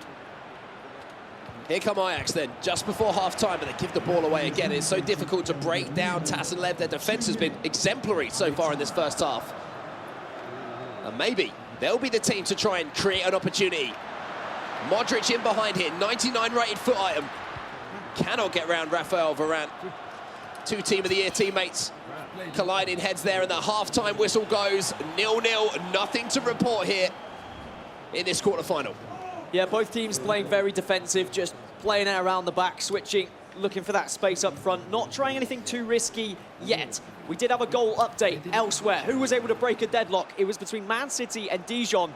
It looks like Dijon going forward, which would be a massive upset. It was them who secured a goal. It was a back post header from Ronaldo. And Man City, who didn't lose a 2v2 game yesterday, are currently going to be knocked out if it stays this way. Well, here's how it stands. As you can see, Dijon will be moving through if the scores stay the same to the semi-final. King Esports will be doing likewise. There's goals going in left, right and centre here in London. You can probably hear it. We can certainly hear it. And I believe the Wolves might have got into the lead now. And King Esports getting that goal is going to be so massive for them. They really impressed me on 2v2 yesterday. Here is that goal you were just talking about, Mark. It's a mistake. It wasn't Wolves. Apologies to all Wolves fans at home. It was Footballist, I believe, who have got the first goal of that game. They've broken the deadlock, and it's that man again, CR7, who finds the goal that counts. And you are going to see slightly different goals created in 2v2 because you can put players into different kind of places. You can decide where they're going to be running. You can decide if you want back post or front post. You can maybe even try and confuse your opponent by darting towards the back post and then switching up and moving for a front post, maybe for a driven cross. There's so much to be said for 2v2. And I'm very excited if we are going to see more formats like this. Because a lot of these players wouldn't have had a massive chance to practice 2v2 because it's very difficult to do so unless you are in a gaming house or anything together. Ajax win the ball back then. They're on the attack here. Kante loses out to the ball, and I believe we have another goal update. Dijon, who went one up just a few moments ago, and it's Manchester City who have answered back. Great turn from Ronaldo. Oh, that cricketer is beautiful, as well as the finish. So Man City with an equaliser now. And not just that, Wolves have just got an equaliser as well. You can see in the bottom left-handed side of your screen. So, Mark, you might have upset some Wolves fans earlier, but Hey, don't worry. I saw the future. They'll be happy now. Let's take a look at that goal from Wolves and how they got back into it in the second half here. A lovely pass down the left-hand side. And the communication it must take to play those first-time balls is what really impresses me here. We'll, of course, keep bringing you all of the goals as they go in. And all these games you can see now approaching the last half an hour or so of action. We're back to our main feature game now. Ajax against FaZe. FaZe with a big chance there. Hullet has that 5-star weak foot. So that left foot doesn't do him a disservice, but if you're not timing those shots, You ain't going to be hitting the target. But Tass just consoling his teammate there. I think it was Levinkin who took the shot because he looked pretty disappointed, but Tass just tapped him on the shoulder. It's okay. Don't worry about it. We're still in this. And if anyone is going to be feeling slightly low on confidence, it's probably Tass. So it's good that he's at least reassuring his teammate, despite the fact he had such an awful end to his second leg that I'm sure he'll be still playing on in his mind. Well, here's Modric then. Whips the ball in towards the back post. There is a man there, but he can't time the finish again. Huge chance there for FaZe. I mean, such a huge chance that Danny celebrated that the ball's gone across the bar. He's literally said, thank God it's not gone in. We have another goal update coming in. And it's from the Footballist Wolves game. And it looks like it might be going to Footballist. We heard screams from across the arena. Neymar at the back post. That's the difference, Dan. The green time finish there on the volley. Neymar back across goal. That's what FaZe weren't able to recreate just then. Yeah, I mean, FaZe unfortunately had Hullet instead of Neymar. Dijon have just taken a 2-1 lead against Man City as well. And we'll see that goal going in. Man City struggling in this 2v2, it would seem. And Hullet, he wasn't able to do it in the FaZe game, but he's done it from outside the box for Dijon. So Manchester City with their backs against the wall here. Back to Ajax versus FaZe then. Still no goals to report in this one, but we have had chances starting to be created, especially for the guys on FaZe. Yeah, FaZe going forward look a little bit more dangerous now. They're creating more opportunities. They're playing it down the wing, and they are trying to utilise that back post header. They do need to be careful on the counter-attack, though. I think Ajax are definitely well aware that there are spaces starting to creep up and appear. As the later we get into this, the more nerve-wracking it's going to be for these players. Here's Neymar then, step over in a croqueta. It's in towards Ronaldo. What a save from Courtois. That's huge. I was about to say the importance of taking your chances cannot be underestimated. If you don't do it, you know that the other team can go up the other end, create a chance of their own, and they can make you pay. Into towards the back post again. Ball forced to Mbappe, and Mbappe scores! Ajax are in the lead! And quite rightly, Danny's going absolutely mental. FaZe was so close to the semi-finals. Tass was minutes away from securing it. But now Ajax, as it stands, are heading through. Massive goal. As you can see at the bottom, you can see a slight explanation of how this third leg works. If they're all tied up in this game, it goes to extra time, it goes to penalties, but Ajax, they don't want extra time. They want to get the job done. They were seconds away from being eliminated. Joey, in the 91st minute and 32nd second, managed to find a goal in the previous game to send it to this 2v2. Now they're just a few moments away from finding themselves in a semi-final. FaZe have got to be devastated right now. And at the moment, we're not going to be heading to extra time anywhere, because in every single game you can see in the quarterfinals, someone is leading, but it's only a goal in it. And we've seen what can happen when you only have a goal lead in FIFA 19. It can be snatched away from you right at the death. Well, well, well.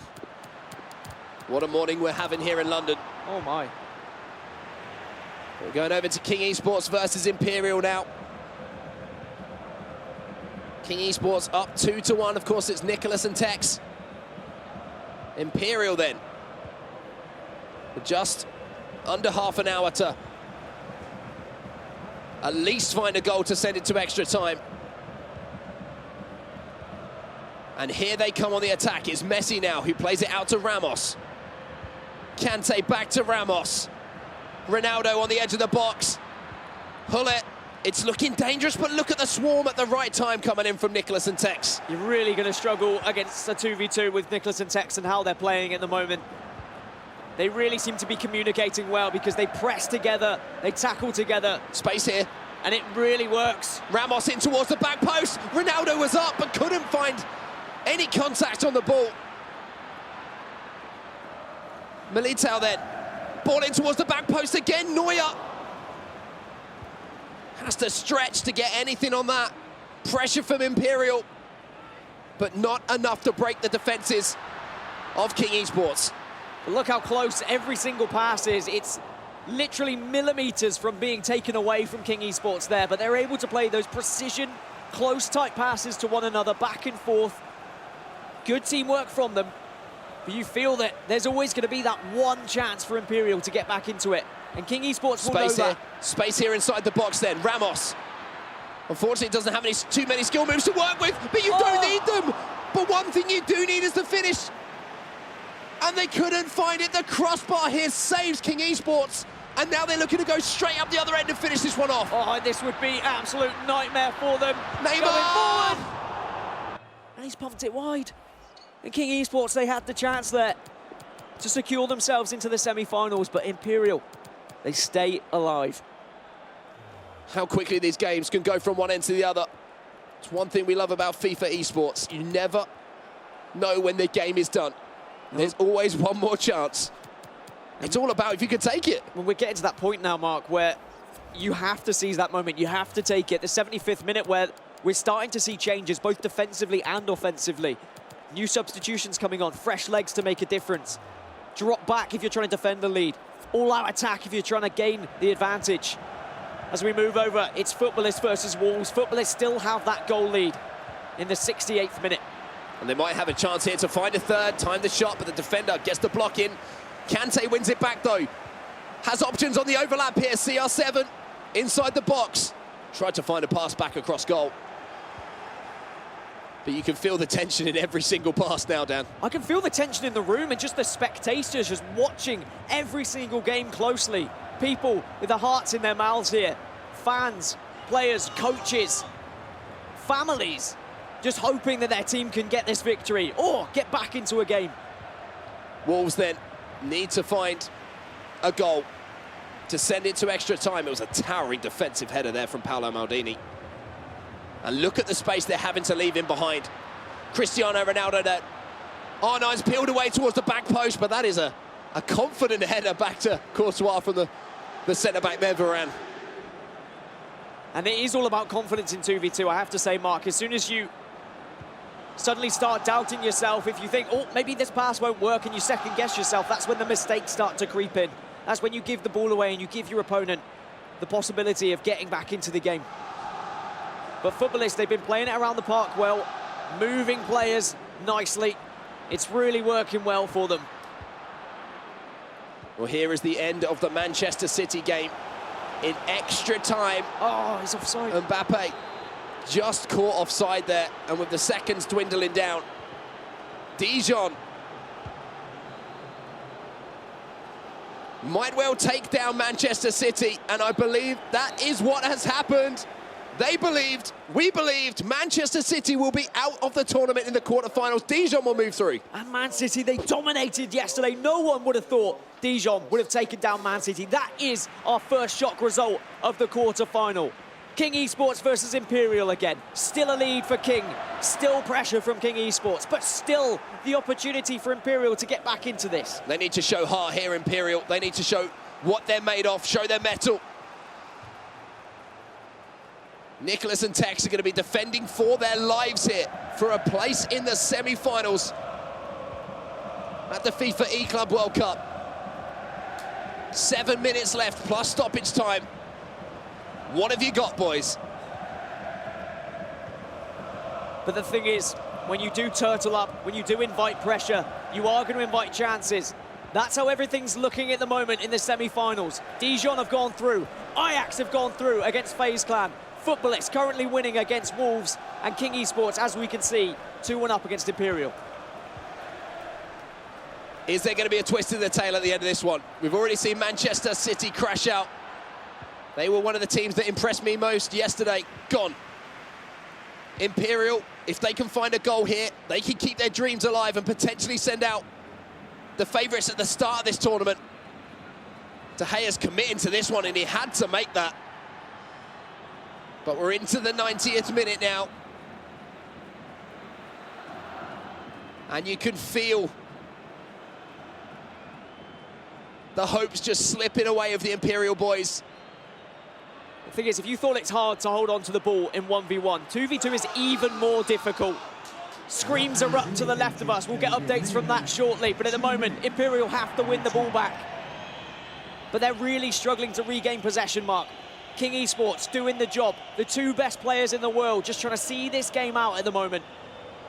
Nicholas, best PS4 player in the Global Series rankings. Tex, best Xbox player in the Global Series rankings. 92nd minute. Surely the final whistle's going to go.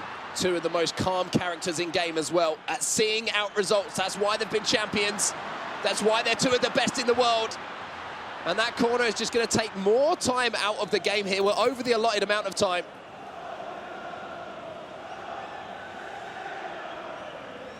Corner then for King. This one, barring a massive, massive mistake here, will be wrapped up. Modric now into the box, loses the ball, and King Esports will move into your semi-finals. I believe it's actually a free kick. The referee got me there. The whistle went. It wasn't for full time. Has the referee We're nearly in the 5th minute. forgotten about his whistle? You can blow it. You can finish. It's full time. It's a penalty. It's gone to a penalty. What's even happening? King Esports, they can put this game to bed. It was over anyway. Finish it now. Ronaldo. Obviously, he was going to save it. There's the goal. Thank you. What a ridiculous end to this game. King Esports, 3-1 up. Smile on the face of Tex. Confusion from us. But let's have a look at the Wolves game. Wolves. Because we have a goal update, Dan. We're in the 90th minute. And they were able to do it. We heard the cheers. I saw the Wolves players rise from their chairs. They got back into the game. That is. They sent it to extra time. And that is the only game that is going to extra time, Mark. Everything else guaranteed. Ajax, Dijon, King Esports, they're through. But we still need to find our 4th semi-finalists. Well, extra time it is then. And why not? Don't you dare say that P word though, Dan. Penalties would be the toughest way to finish your tournament, especially in 2v2. The extra pressure of putting that penalty away. But, of course, plenty of time here in extra time first. And footballists were just moments away, seconds away from being in the semi-final. And that's how it affects your mentality as well. Knowing that, knowing you had the game, you were in the semi-final. It wasn't just one foot in the door. They were basically halfway through the door, being carried through at that point. But then they were thrown back out. They got the stuck bouncer has literally grabbed them by the neck and just tossed them away. They got stuck in the cat flap, to be honest with you. Conceded those last-minute goals.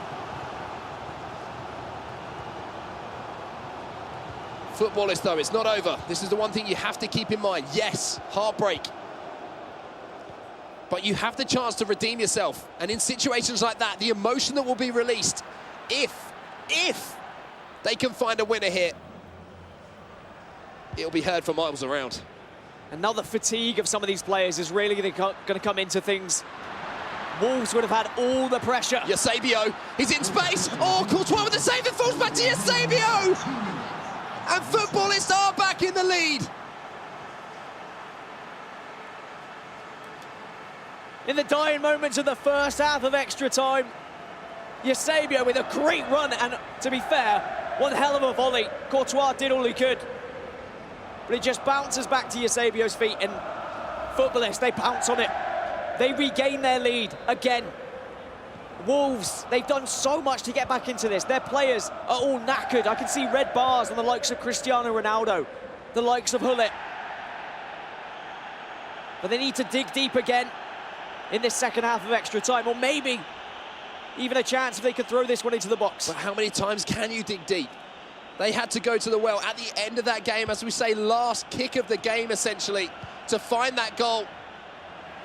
Is it too much now as we go into half-time at extra time? They have 15 minutes left in game to do what they just did in regulation time. They need to find an equaliser. Well, those two players on your screen are capable of finding equalisers.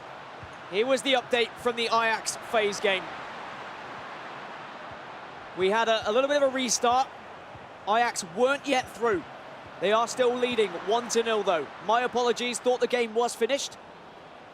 However, only 10 minutes left for FaZe Clan to get back into things. Well, lifeline here for FaZe. And they come forward again. That little break might have done Good things for the mentality. Allowed both sets of players to just reset. Here are the 2 games we still have going on.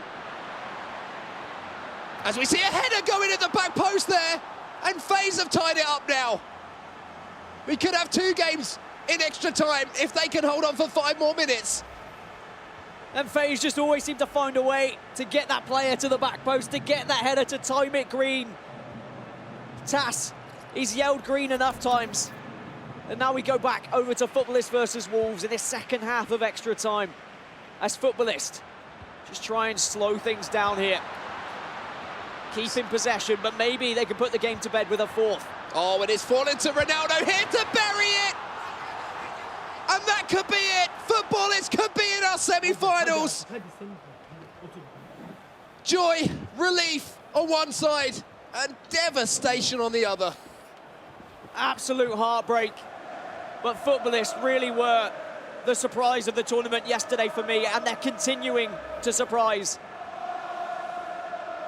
What an absolutely incredible moment for those 2 guys, but tragedy for Wolves. They had got back into it, they'd taken it to extra time, but they just couldn't get through when it came down to crunch time. And the Footballist guys, they'll be feeling that justice has been served. Conceding a late equaliser, absolutely heartbreaking, but is it over yet? No, it's not. There might have been another pass across there. There was a man free at the back post. Ball into the box. What a towering header away that is, and how important that could be. They really needed a goal then. They need a goal now to have any sort of hope here, but with Footballists regaining possession and also steaming forward with Ronaldo, it's going to be game. It could be set. It's match! Footballists cheer! Overjoyed, over the moon, and they're over Wolves. Done and dusted. R9 through on goal, waited for the keeper movement, found the finish. 5-2 now in extra time. Wolves have given it their all. But Sanchez and ISO Power Footballists will be moving on to your semi-finals. What a performance from them in extra time. In 2v2s yesterday, they won 1, they drew 1, they lost 1. They were really hit and miss, but they finally found their form when they needed to. FaZe and Ajax all tied up. Final whistle goes for Footballist. They will be going through to the semi-finals. Commiserations to Wolves, of course, and all Wolves fans. Mbappe, though, looking over at the Ajax game, is going forward for the Ajax boys. Varane on the edge of the box. Ruud Gullit, the Ajax legend, was in position to maybe get a shot away as we have some shots of the Footballist guys. Congratulations to them, as we say. But look at this game. But now we're getting extra time again. I mean, but they're all tied up at 1-1 with 1 shot each. If that doesn't show you a tough close encounter, then I don't know what does. 3 games confirmed now. Dijon, Footballist, King Esports into the semi-finals. FaZe and Ajax still to play it out here. What else could you ask for here? The FIFA eClub World Cup on the Championship Sunday morning. If you would have told me what was going to happen in these first games, I would not have believed you. Crazy stuff, crazy scenes, and we've still got another game to still be resolved. This one has been back and forth. Just to set the scene, to remind you all, Ajax Joey equalised in the 92nd minute against TAS to send it to this 2v2. Ajax were leading, FaZe got back into it, and here we are. In extra time, who is going to join the other 3 semi-finalists? Well, we talk about momentum shifts, we talk about mentality states, and how we are going to see it go back and forth between each other. It was FaZe who were down and out. They looked like their heads had dropped, but now they're the team for once getting back into it in the latter stages of the game. How is that going to affect them going forward? They have the possession. They seem to have the confidence about them. Can they get a goal from this? Ronaldo then for FaZe. Patient build-up, just waiting for those runs. And oh, and it's broken to Marcelo, of all plays. He goes for the drag back. Just hit it. And I think when you see the name Marcelo, it makes you panic. You think, oh, I can't shoot with Marcelo, surely. Let's try and do something clever with it. He's a 5-star skiller. You've got to take those chances. Have to take those opportunities to strike a goal. Marcelo's shooting stats, they're not bad. They're better than some standard goal for items on the game. That team of the year, Marcelo. Maybe that'll be something that FaZe look back on and regret. Maybe it won't. But here come Ajax then up the other end. Mateus now on the pitch. Chance here for Pele. He has the 5-star weak foot, tries to strike it on that left foot. The block sends it into the stands for a corner. And you know what? I don't mind taking pop shots because corners are so dangerous with headers in the game at the moment. But with every attack comes that little bit of panic of, aren't my defence going to be there if I lose the ball? Now, do you roll the dice here, Dan? Do you go for the win in this second half, or do you just keep the game plan itself? Is someone going to roll the dice? Is someone going to take a risk?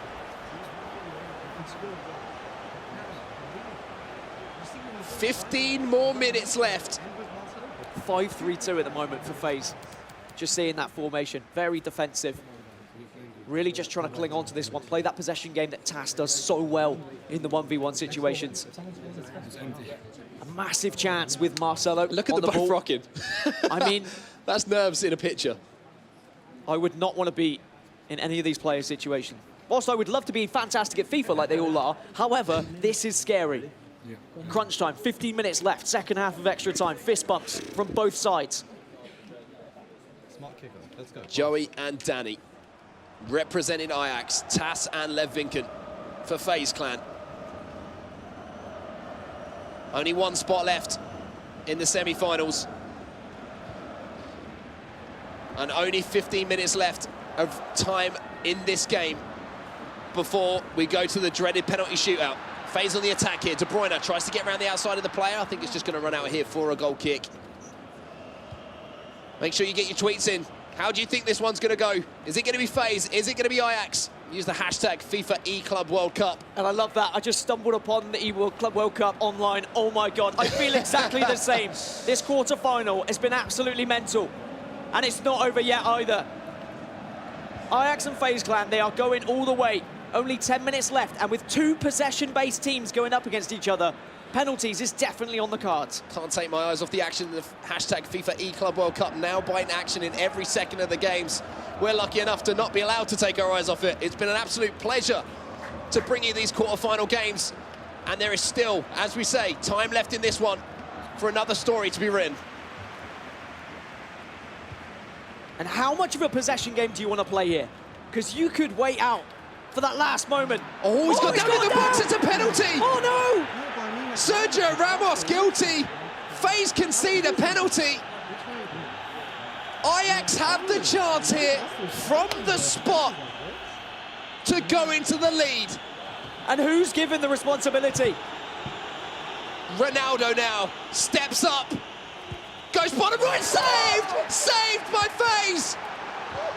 And off the rebound, the keeper dives on it as well. FaZe survive. Can you believe it? What an opportunity for Ajax to take this quarter-final. An absolute roller coaster for both sides here. But it's still Ajax going forward. It's still Ajax with possession. 2 minutes left in extra time. Here's Pele then. It's had everything this game you could possibly want. Vieira now, Mbappe turning. Hullet goes for the finesse. Courtois with another huge save. And FaZe really just stuck between a rock and a hard place at the moment, just trying to survive. They'll take penalties as it stands. Throw in to FaZe. One last chance maybe for them to go forward as the clock is ticking down. 2 minutes of added on time. Marcelo then, that's a great ball out wide. Can Neymar beat Marcelo to the ball? No, he cannot. Ajax send it upfield. We're sending it to penalties now. First penalty going to be taken here. Neymar goes, bottom right, FaZe take the lead. Ajax, after just missing a penalty now, managed to secure that one. Great stuff from Pele. From one Pele to another. FaZe step up. Oh, and it's saved by De Gea. Ajax make the save and they have the chance to go into the lead here with Mateus. Stepping into the middle of the park. Drives it down the middle. Simple, easy, but it gets the job done.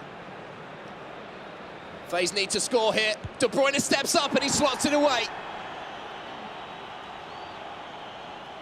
A quick run up, and it's still down the middle. No hesitation, no movement. FaZe still need to score. Ronaldo versus De Gea, straight down the middle. And the mind games. And of all people now, Cristiano Ronaldo to try and get the fourth for Ajax. Ronaldo steps up. That classic start and it's saved! Oh my word, FaZe stay alive! And we're into sudden death, and it goes just to the left. This time, De Gea can't get his foot to it. Still all tied up here. Ajax need to score! Courtois saved it and FaZe go through! They saved the penalty in the last moments of extra time! They saved the penalty to send them to the semi-finals! Tas and Lev, unbelievable, but look at Danny. You have to feel for the Ajax guys. They had everything. They had the chance to win. They had the penalty, Dan. And now they crash out the tournament. But FaZe Clan, they will not forget that one in a hurry. FaZe Clan, who were mere seconds from securing themselves in the semi-finals just through the Xbox leg, managed to take it on penalties. Wow, what a set of quarterfinals. Insane. Well, here are your quarterfinal winners. It will be Dijon, FaZe Clan, who we've just seen manage to scrape through on penalties, Footballist, and King Esports, who will move on to your semi-finals. We're going to need to take a little bit of a breather here, so we're going to send it down to the guys on the floor. They're going to need a breather. We're going to need. I think everyone's going to need a breather, Spencer. I mean, wow. Madness. Penalty shootout in the quarter-final stage.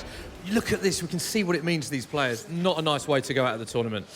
I feel for them. And let's remember, take it back a game or two, Joey kept them alive with that last-minute goal. Yeah. And it's kind of been flipped reversed on them. They had a penalty to win everything. Yeah. Not in the shootout, in normal time, or in extra time. And what's crazy is not only did they miss that, but the penalty save for FaZe that actually won on the shootout was identical in that the keeper went to his right, opened up the gap to his left, and then used his body, Courtois, to save it. Exact same save There's they the did missed pen. in the game. And look at what it means And you can to, see what it means to FaZe. Look at these. Look at these scenes. Getting a bit overexcited there, maybe. That chair will we'll invoice you for that one. We'll have a look at the chair, make sure it's fine. But it's a tough way to go out. But He's going to have plenty of money, to be fair, after this tournament, so he can buy a chair or two. Pay for the chair. We'll speak to that. Commiserations to Danny and Joey. They're fantastic players, fantastic tournament, and to go out on penalties is never nice. It's worth saying they've been a great team this tournament, haven't they? Of course, yeah. Ajax, a quality esports team, one of the front runners of the football esports world, so doing really well. Yeah. Well said. Right, OK. We'll be back for the semi-final stage of the FIFA eClub World Cup after this short break. We'll see you soon.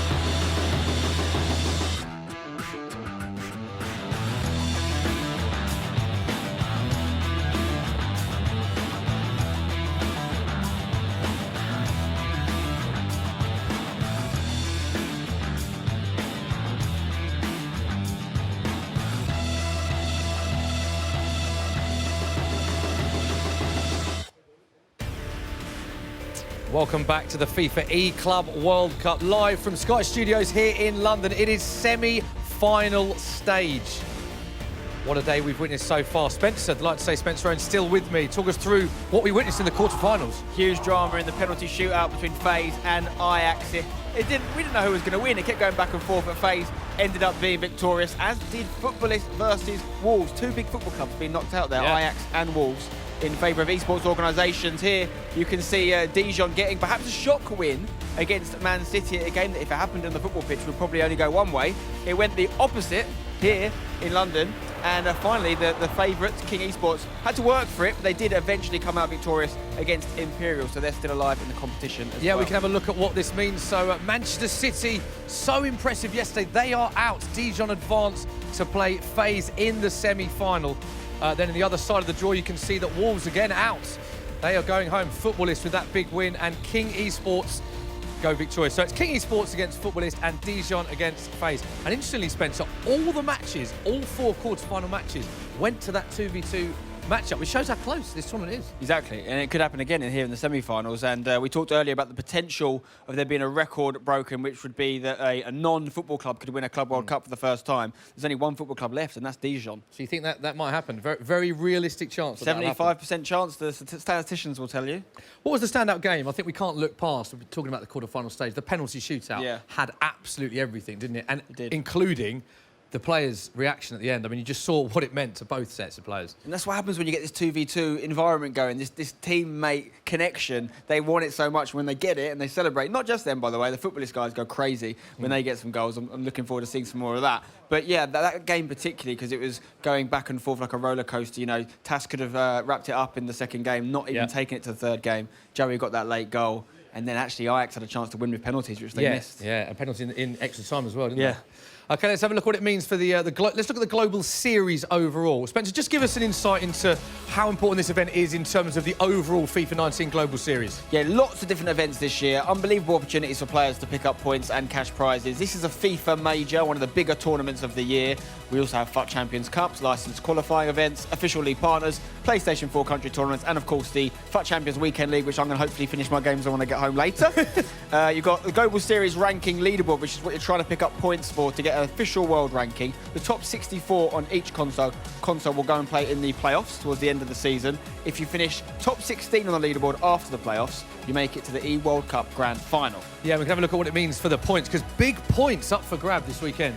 Yeah, so 1,500 points is the most points you can get at any one of these events before the playoffs. That's how important this event is, because it's a 1,500 pointer. The two winners will share that, so you know the PlayStation and the Xbox players will both get 1,500 points in the winning team. Huge amount of points, isn't it? It's enough to get you in the playoffs on its own, definitely, and almost to the World Cup Grand Final as well, and a few more points needed. And as well as the points, nice bit of prize money up for grabs as well. Winner $40,000. Not bad. The winning team will split that $40,000. The second place team will get $20,000.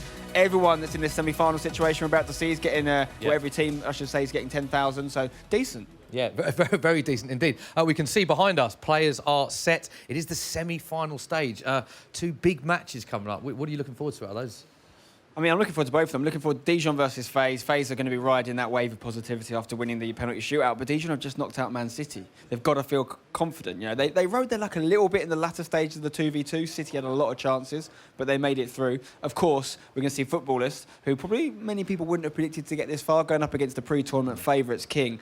Tex has lost the game now. He lost 5-2 against Lyrics in the last round, which means Nicholas and Tex have both lost. Yeah. The question is, will they lose at the same time? Will Lightning strike twice? Yeah, and that was one of the surprise results as well, wasn't it? Texas lost there in that game. It was, but that's the beauty of the format, is that they had a chance to, because Nicholas won, they had a chance to then go through in the 2v2, which they did. Yeah, huge semi-final match, and I'm delighted to say that we are now ready to go with our semi-finals. Over to our commentators, Richard Buckley and Brandon Smith. Thank you very much, Adam and Spencer. And yes, it's our first time to talk about that special day that is Championship Sunday. And wow, we had the pleasure of listening to obviously Onset and Gaskin in those quarterfinals, watching it firsthand on this kind of studio floor that you guys have been seeing throughout these 2 days.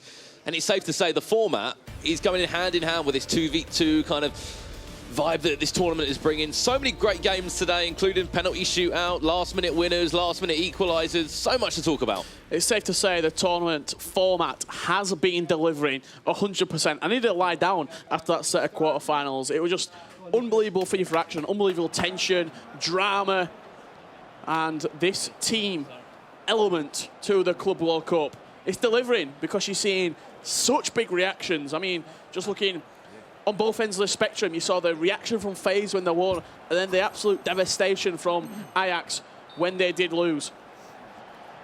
I'll tell you now, if footballists go and win this game, what a tournament these guys are going to continue to have. For me, I feel like one thing that's carried on this footballist team is just that chemistry, the passion that these two have between them in the duo of Izzo Power and Sanchez. Points are everything for these two. They really are. You know, you look at the likes of Nicholas and Tex. They've qualified for pretty much all the events. Well, Tex has. Both ranked 1 on those Global Series rankings on PlayStation and Xbox. These two players right here, there's 83 ranking spots between them. Izzo Power ranked 84th on the Global Series rankings. Nicholas, obviously, in #1. And I want to go out there and say now that it's been Sanchez that's had the better performances this weekend. I didn't even predict footballers to get out of the group. I thought it'd be Vitality and Dijon getting out of that group in Group C. Footballers came out, surprised me, surprised a lot of people. And now, in a semi-final, $10,000 better off and 625 Global Series ranking points better off, going to shoot themselves up the standings. And if they win this one, they'll be in that final. Of course, that's a long, long time away. PlayStation game first, 1v1. Then we go on to the Xbox side, and if both teams, if one team's won both of those games, you won't need to go to the 2v2. But in the quarterfinals, every game went to the 2v2, didn't it? Yeah, most of the games needed extra time as well to separate the two sides. Unbelievable drama, tension. If you have just joined us, Ajax out the competition, Manchester City out, Wolves, Imperial, all those teams leave the competition. First shot of the game registered by Izzo Power and Footballist, the Turkish esports organisation. They're still in possession now. Neymar, ball across, anyone there? Great block from N'Golo Kante, look like. And a chance to break out now for King Esports, which is important to talk about them as well. Looking at their group stages, they've won the most games in the competition and they've only lost 1 game. Yeah, I want to see. I feel like both Tex and Nicholas haven't hit the best form yet, which is quite a scary aspect for the rest of the tournament. You can see the other PlayStation game taking place right now between Dijon, that'll be Mulzin, and Lev Vinken on the PlayStation 4 side of things. And also on that, linking on from it, I remember a tweet yesterday that actually came from King Esports, and the quote was, "The machine is not fully oiled yet." Yep. I was scared to see what this machine is like when it's fully working. Because it's still 0-0 in this one. You mentioned it, Dijon. Again, you could say the two substitutes of Vitality that went on loan to the French or the French football club. Yep. There's only one football club left in it. Spencer said it earlier, 75% chance. One we're definitely going to see a new winner. We'll see Bromby out the competition, but maybe an esports organisation winner. I think it'd be great to see as well an esports organisation winning the Club World Cup, just to show how the tournament has transpired throughout the years. In the first ever year, where only football clubs allowed to participate. Last year we saw esports always getting involved, and then this year the majority of the teams making it through to the latter stages have been esports orgs. And of course, it was an entertaining FIFA eClub World Cup every year, you have to say. Last year, Paris, the year before that in London, in this exact studio where Expect Sporting went all the way in the end up against Olympic Lyon. There has been a breakthrough, and it is Lev Vinken that leads. 1-0, 26 minutes on the clock in that game. Maybe that penalty shootout, that close shave was what needed to fire FaZe into action. Lev taking the lead there with Neymar, his left foot, 5-star weak foot, from the 12th man in the team of the year. It was an interesting game, wasn't it? FaZe against Ajax. It went all the way right down to the wire. 2v2 game, penalties. Danny. He had a chance to win it. He had a penalty. Yeah, he had a penalty in the 115th minute, did Danny. And he missed the penalty. And then in the penalty shootout, it went FaZe's way after a few missed penalties on the side of Ajax Esports. Still goalless in this one, though. We'll give you coverage, of course, on that Dijon game. Up against FaZe, in which there has just been a goal in it. However, the goal has gone the other way. It's gone to Dijon. We're all square in that one. The French side back in it, coached by Vitality Bryant. Yeah, I'm sure we'll see the goals as they went in. This is how Lev Vinken did take the lead. Well, this is the actual goal that Molzen scored to get back into the game. Lovely ball out to Neymar. Again, Neymar on his left foot, the man. He's better on the left than he is the right, it seems, right now. As we said, already guaranteed 625 Global Series points each. Not split, they get it each. And $10,000, of course, they're going to have to split that one. I always find it fascinating, even though someone like Neymar has got a 5-star weak foot, the casual player will still be reluctant to shoot on his weak foot. Even though it is a 5-star, he has zero loss of ability on that 5-star weak foot. There's a shot, it's blocked on the second time of asking, it will be registered. And Footballists with a celebration, not the biggest one. I'm sure we'll see that as they go on through this competition. If they can continue like this, well, this could be maybe a little bit of an upset. Nicholas only lost one game, and that was the first game he played in this competition, which, if anything, was a warm-up for him. You saw some tweets coming along the bottom there. Taz says, through to the semi-final, the most craziest series I've ever played in. Yeah, there's a lot of time left. You see a goal there flying in for Dijon. Molzen getting one back. That is in live time, I believe, against Lev Vinken. Just caught that goal as it went in, killing Mbappe. Was I talking about Nicholas there? Do you feel as though this 2v2 format, do you think it's getting to him a little bit? Because he does, when we're playing in the Foot Champions Cups and the LQEs, it's always 2 legs. It's always 2 games back to back. Sometimes they'll lose the first leg, maybe 2-1, maybe 2-0. But then they'll always bring it back in that second leg. Right now, if you lose that first game, the pressure is back on your opponent. I mean, on your teammate, I should say. Well, spoke to Tex, obviously part of that King Esports team. He lost to Lyrics. Yeah. We go back a game, lost 5-3, and he said, I let my teammate down there. This whole team emphasis that this format is bringing. He said, I let my teammate down. I let Nicholas down in the Xbox game. We had to go in that 2v2, and that's what they did. They went and performed. They got the win. They can forget about that now and move on, but it really is a whole team emphasis here. I've got to do my job. You've got to do your job. And we said about King Esports, they won't want to go to the 2v2 game. They want to get it done on PlayStation. They want to get it done on Xbox. However, that script is not being followed at the moment. Oh, nearly ball across, going to be found anyway. And that's half-time. What a half of FIFA for the Turkish FIFA Pro Viso Power. You see a chance just flash past to the post there. Live gameplay this, Dijon versus FaZe Clan. Added time of 2 minutes. Here's Lev Vinken off the bar on the rebound, maybe. No, that's into, what about row C? Not too high in the end. It will go out for a corner, though. It's a deflection. And it goes again. Punched away by Thibaut Courtois. And one more attack before the half ends. Potentially. He's got face tats behind him, hyping him up, and that was not the finish he would have wanted to. Yeah, he went for the, I'm going to call it the Ajax Danny, where you dink it into the player's feet and then hit a first-time shot into the opposite corner, but got a little bit wrong there, did Lev Vinken. Chance here for Nicholas to get back into this game. To make it all square at 1-1. Alexandro inside Suhulik. Can there be a finish on this one? Hope you guys at home have enjoyed this tournament as much as we have. Had the pleasure commentating over it, and it really has been an enthralling tournament. The storylines it's created, the drama. Because for some people, you look at Man City, they needed the Global Series ranking points. You look at Footballists, they need the Global Series ranking points from this tournament. Well, if you're just looking at the rankings of the players left in the tournament, Nicholas and Tex, obviously, they're #1 on each side. ISO Power, 84th. Sanchez, 69th. On FaZe, you've got Lev, who is 12th. Tas, who is 36th. Molzen, 229th. And Horosia, who is 57th. And of course, we can see all your tweets coming in. This tournament is incredible. Mario Visca as well, a fellow pro from Austria. This is the best I've seen, exciting and all above very emotional. Exactly that. You know, we talk about esports, and FIFA sometimes sometimes struggled to fit into that esports branch and get bigger and bigger as it goes. And since EA have come into it and really pushed behind it, Richard, it has got so much bigger compared to when it was the likes of just the head-to-head. We had one big major tournament a year. Now we've got so many tournaments, and it really is. It's getting the respect it deserves.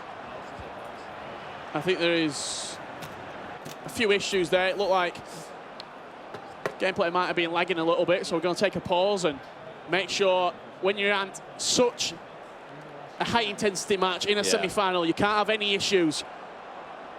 So let's jump over to Dijon versus FaZe Clan. I'm about to go to a pause there, but actually for a tactical change for Dijon. They're playing in that white strip, and score still at 2-1 in this game. They went 1-0 down. Did Dijon, obviously mauls in the French pro player there, and if anything, seems to slightly have matured in the way he's played. A lot more LAN experience under his belt. Mbappe on that finesse over the bar and not going to be troubling the keeper at all. And you can't really do those shots anymore. No, you can't. We saw him with quite a regular fixture. Did Molzin at the GFIT Elite Series. We saw him playing quite regularly, and it seemed as though that weekly process did mature him a little bit. And now I think we're seeing, now he's also got that teammate in Herozia as well. It's very much like, I'm not only playing for myself, I've got to perform for my teammate. If Herozia is winning all my games on the Xbox, I don't want to have to be almost a dead weight in this. I don't want to have to be carried. I don't want to have to see the tweet saying, "Ooh, Molson got to the final because Herozia carried him." They're not the sort of things that you want to see. At the end of the day, you're a team. You know, people, Bromby last year when Houston pulled Fredberg out of that massive, hole when they were down, and sometimes people would probably said they were out. Houston came in, had to be a team. They worked together. They enjoyed it together. And I think Izzo Power, if you look at some of his records, he hasn't had a great first leg on the PlayStation throughout the competition. Sanchez, who we have to say again, currently 69th in those rankings, has played so well. And we can see, obviously, how today has broken down there. The teams that have gone through. Talk me through it. Yeah, so you see 3 sets of scores on your screen. That is the PlayStation first, the Xbox second, and then the 2v2 if it was necessary. Man City winning the first game 2-0. Dijon clawing it back with 2 individual 2-1 victories to send them through to the semi-finals. On FaZe Clan's sort of road to the semi-finals, they won 2-1, and then it was a 1-1 draw, and then they won a penalty shootout late on to fire them into the semi-finals. Exactly that. I think there's just a very small technical issue with a few of those games are just holding us up for a few minutes, but a perfect excuse for us to talk about this competition. And again, we do appreciate all your tweets coming in. Obviously, hashtag FIFA eClub World Cup. We'll read them all out. We'll read the ones out we can. And it feels like the general consensus is everyone is loving this tournament. Everyone's enjoying the drama. They're enjoying the emotion of the FIFA Club World Cup, and there's a lot of money and a lot of points up for grabs as well. Let's not forget that. This is the most Global Series ranking points that's ever been given out at a single tournament. 1,500 points each. Yep, and we've still got an E-Nations Cup, whatever that's going to be later on in the year.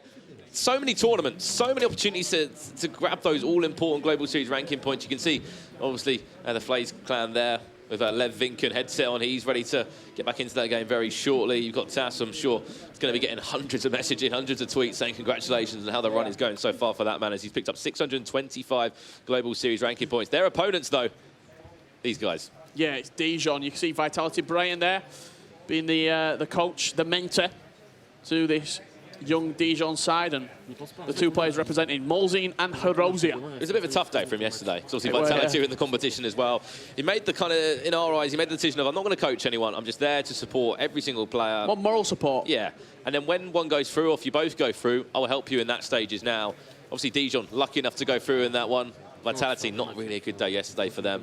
And of course, the other match in action, these guys here, King Esports, the dynamic duo of Tex and Nicholas, both ranked #1. I don't know if you can see it, like Nicholas has got like his feet on a box there, just to push him up a little bit more. But this game's back underway. The issues have stopped. And this is Dijon against FaZe Clan. The PlayStation game at the moment, it's going in the hands of Dijon. Or not. Lovely fake shot, lovely chance, great save. Yeah, good save from Thibaut Courtois at his near post, just tipping it wide of his upright. You see the team there on the screen. Neymar up top for Lev Vinken, and King Esports and football is back underway. 40 minutes left to play, roughly.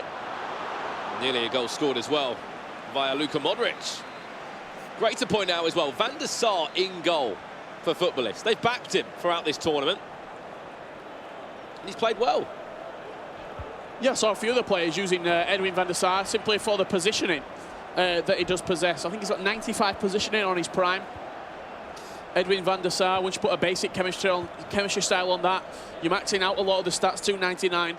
He's quite tall as well. Just a reliable pair of hands in the goal. I think a few other players, when they're using Courtois, he's got a mistake in his locker, which we've also seen before. Here we go, footballist again to the back post. Oh, what a start! And what a game this is turning out to be.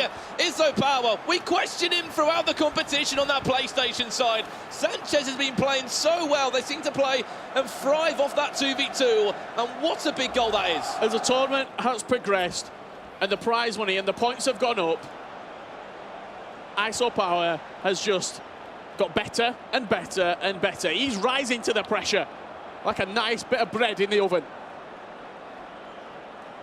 And in this one, 2-1, the score still. Dijon in that white strip, FaZe Clan from left to right still, and they're still 2-1 down.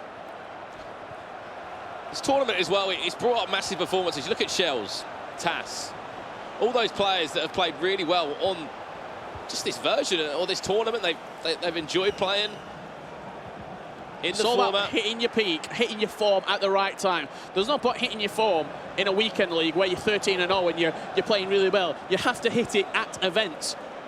And that's exactly what TAS, what Izzo Power, what Sanchez have done.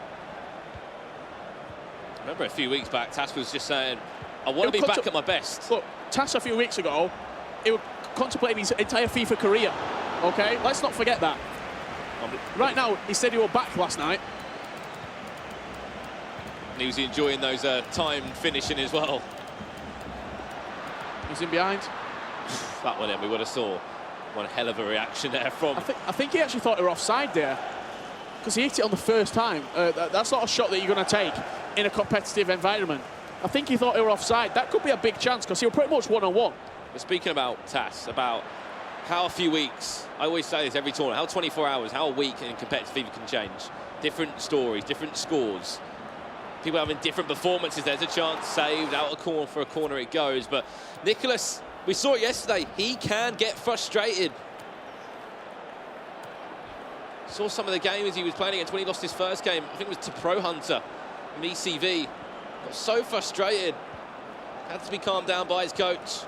Went in, had a great day after that. Chance for left. Back in this one. Well read, near Thibaut post. Courtois. It could have gone low, driven across him. Played short. Corner coming in now. Messi all the way across there. A winner on that one, yes, but into the hands, once again, of the Belgium.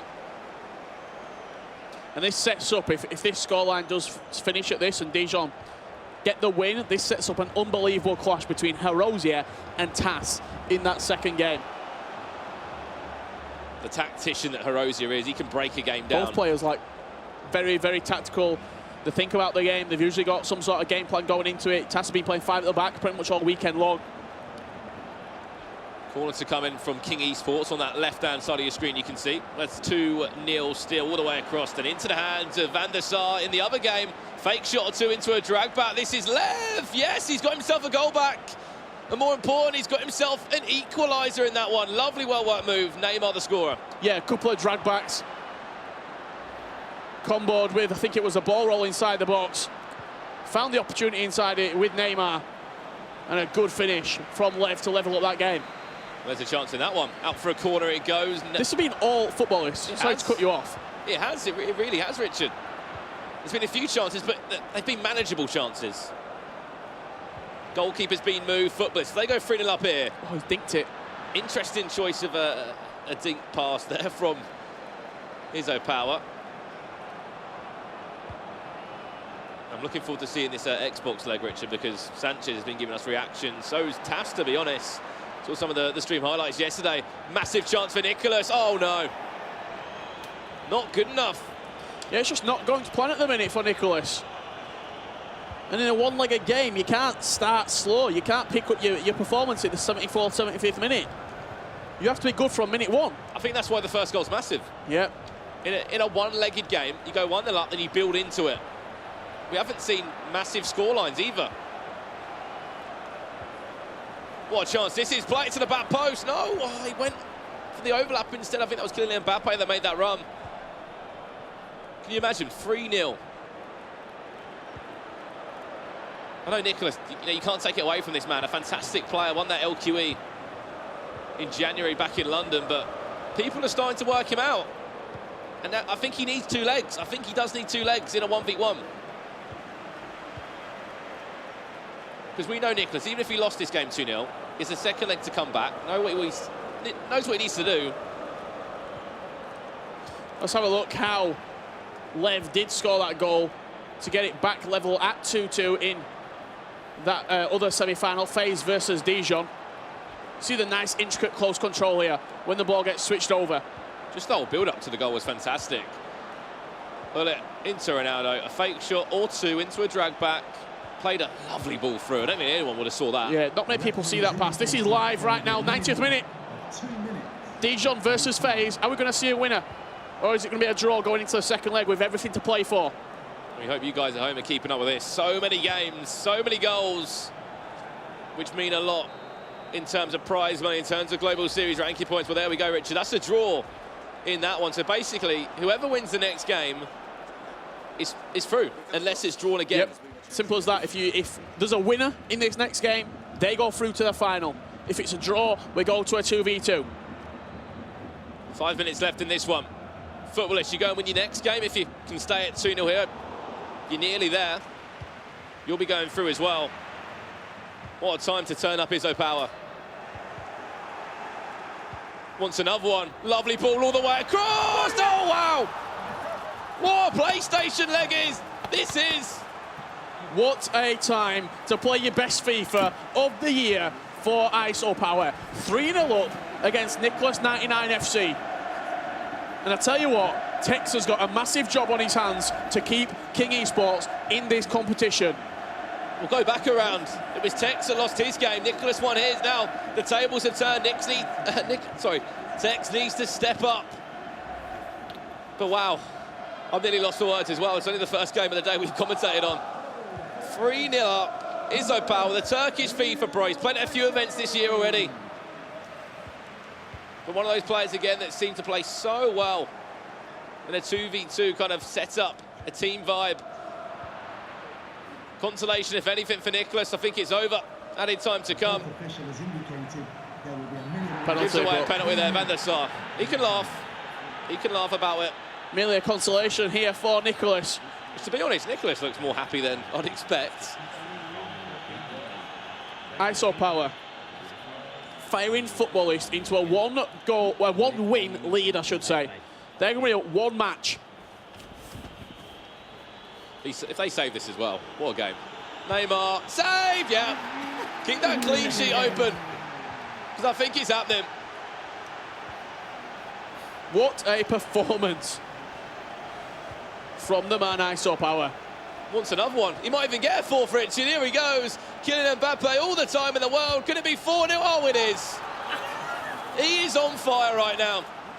4-0 up against #1 in those global series rankings.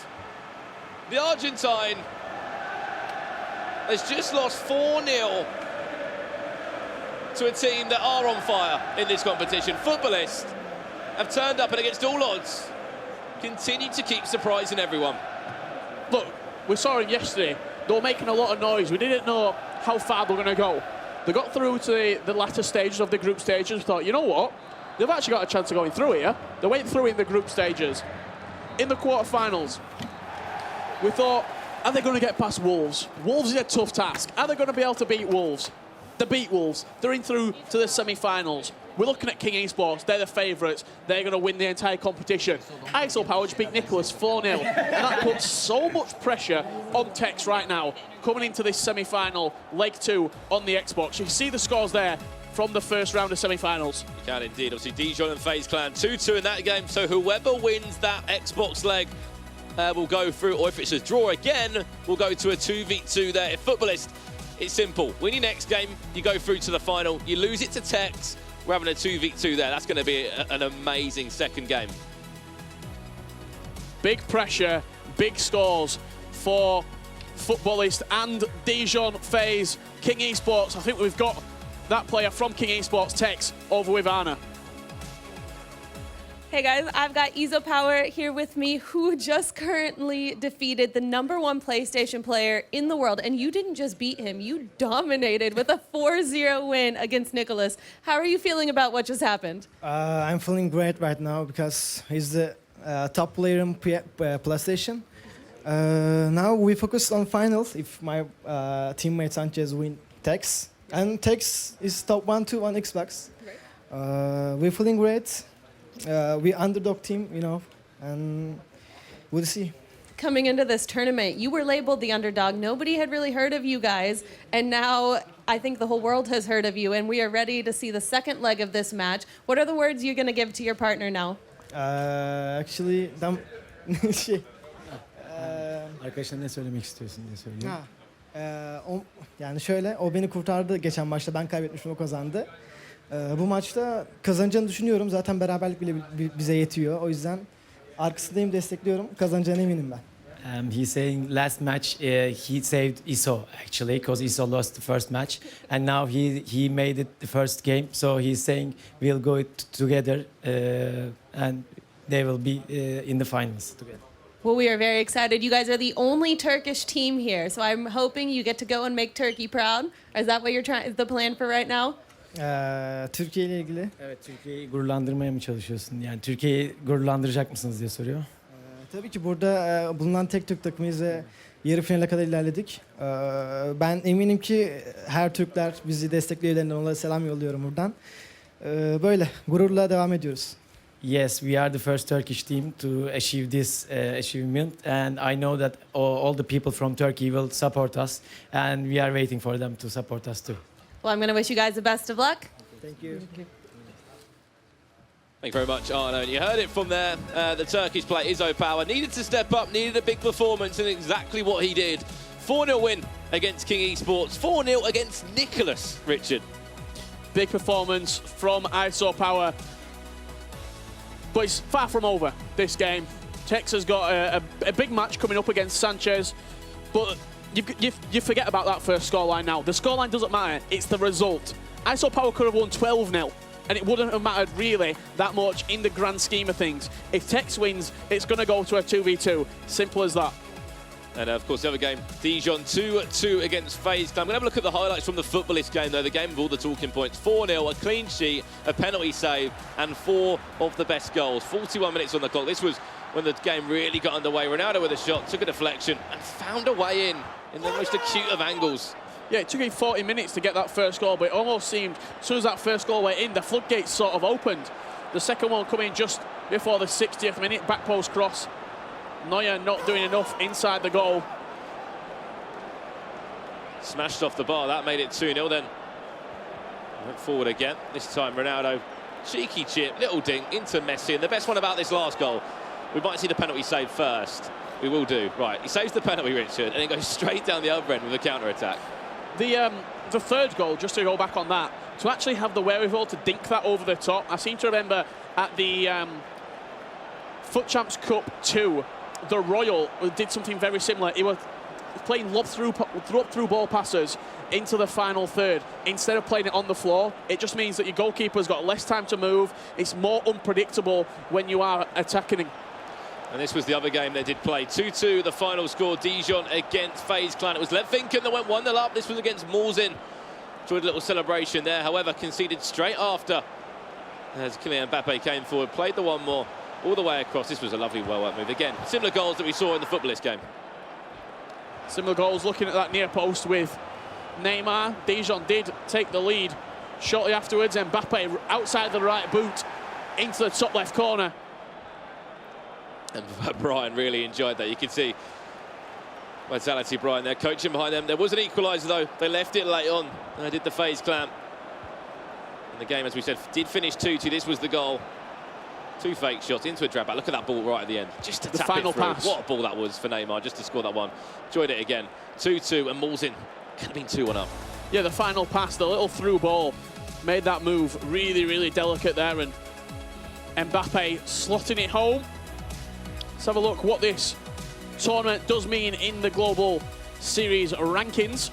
You can see all the tournaments there, and they all lead to the E-World Cup final. Last year it was at the O2. Fantastic tournament there, Brandon. Of course, where's it going to be this year? We do not know yet, but you can see all the tournaments there, the FUT Champions Cups and the FIFA Majors. They have all the points on the line, 1,500 for all of those tournaments. The LQE's 850, the league partners 850 there, and then it goes down, of course, with 200, and you go down once more. 10 points for 27 wins or more on Weekend League. What about the points? Get yourselves, of course, to those playoffs where there's even more points up for grabs. We've been talking about, we've been discussing it. How many points now? Playoffs? 700? Yeah, I think probably 650, 700. What the storyline means is you could finish 40th, 50th in the top allotted players who are going through to the playoffs. You have one good tournament at the playoffs. You pick up 1,500, 1,600, 1,800 points. You're almost shooting yourself straight into the grand finals. Someone like Shells, I think he's got the Man City Premier League qualifying coming up. If he wins that and he's the official Man City player going into the finals, the Premier League finals, if he performs well there, he'll have played at 2 tournaments, performed well at both tournaments, he'll be going into the playoffs full of confidence, having peaked at the right time. If he goes and gets top 4, top 8 at the playoffs, there's a good chance he'll be finding himself into the top 16. Exactly that. Well, there's one man that needs points in that team. He's just played his game, obviously drew that, 2-2. Obviously, Mauls in 229th in the rankings. The man on your screen now, Herosier, though, obviously represents his nation with the E-Foot de France set up there. 57th is Herosier. We saw him last year. Unfortunately, his playoffs was cut short, obviously, as he fell unwell, but so keen to get back and really make up for that missed opportunity last year that he had no control over. Yeah, we're going to see who he is up against. It's going to be FaZe TaS. Over on the Xbox side of things, Herosier versus the former #United man in TaS. He doesn't really need much of an introduction, does this man? He's been around the scene for so long. I've been to FIWC finals before, EWC, of course, there. And he wants to get back to his best. He wants to get back to winning, that winning feeling. We know it, we've seen it, and we've heard it. This is the best I've seen TaS play in probably a year and a half during this tournament. He knows he's playing good right now. And once you start feeling that confidence and you start feeling that momentum, you think you can go all the way. Exactly that. And there's another game, of course, as we know, Footballists, they won that first game 4-0 there. We'll give you some coverage on that one when that gets underway fully, but it's simple. Tex has to go and win that game to have any chance of pulling on through to the 2v2 deciding game. This one's simple. Whoever wins goes through. If it's a draw, we go to 2v2 FIFA. Dijon from left to right once again. The French football club up against one of the biggest esports organisations in the world. And I want to say, I think this is the first game that we've commentated of TaS over the weekend. It might be indeed. We saw that 27 pass move. That was an incredible goal, Barcelona-esque yesterday. Remarkable. And the first thing I'm seeing there, I think it is a 5-3-2 from TaS. Tournament football, 5 at the back, and let's work with it. Well, he's been playing it all tournament long. It's something that he's confident with. I remember watching him early on in the year, September, October, when they were trying to build his team at home, and they were looking at 5 at the back variations, they were looking at 3 at the back variations. You're going to see passing, you're going to see slow build up from TaS. When he gets into his final third, it just sparks into life. That's the one thing I've noticed about TaS's performance is there hasn't been a rush or like an emphasis that he has to attack every single time. There's been periods where he's just kept the ball in the final third, and worked the perfect opportunity that he has done a number of times. And of course, as we know, gets that green time finish, whether it's a header or a finesse, and enjoys that moment even more. And this is the best performance from TaS that we've seen in that FaZe jersey as well, representing FaZe Clan. On the other side of that, Herosier played really well throughout this tournament. They knocked out Manchester City in the quarterfinals in the 2v2 game that they had to go to. And they'll be looking to go and get themselves a place in the final because they need points as well. See TaS 36th in those rankings, led Vinken 12th, had a bit of a better season. And we were talking about pressure. Will Tex start to feel the pressure, potentially? Oh, this is a chance! Oh, no, he timed it green and everything. TaS was ready to celebrate. Will Tex be feeling pressure on the other side of things? Let's see if he is. Neymar into Ronaldo, Mbappe on the edge. And that made it 1-0. That's a massive goal for Tex up against Sanchez, who's been giving us so many celebrations all weekend. And Tex will know he's got a job in his hands after his team lost that first game 4-0 to Izzo Power on the PlayStation side. Win that, they go through to the 2v2, and there's everything to play for. Here's Dijon on the attack. Vieira went for a finesse. It was time green, but it was blocked by Kylian Mbappe of all people. Yeah, it's a really, really fascinating matchup. Herosier Both of these players in the playoffs last year. And let's just remember that these are the final 4 teams in this tournament, out of the likes of Ajax, Man City, VfL Bochum, Team Vitality, Tricht, NFG, Wolves, Brøndby. These are the final 4.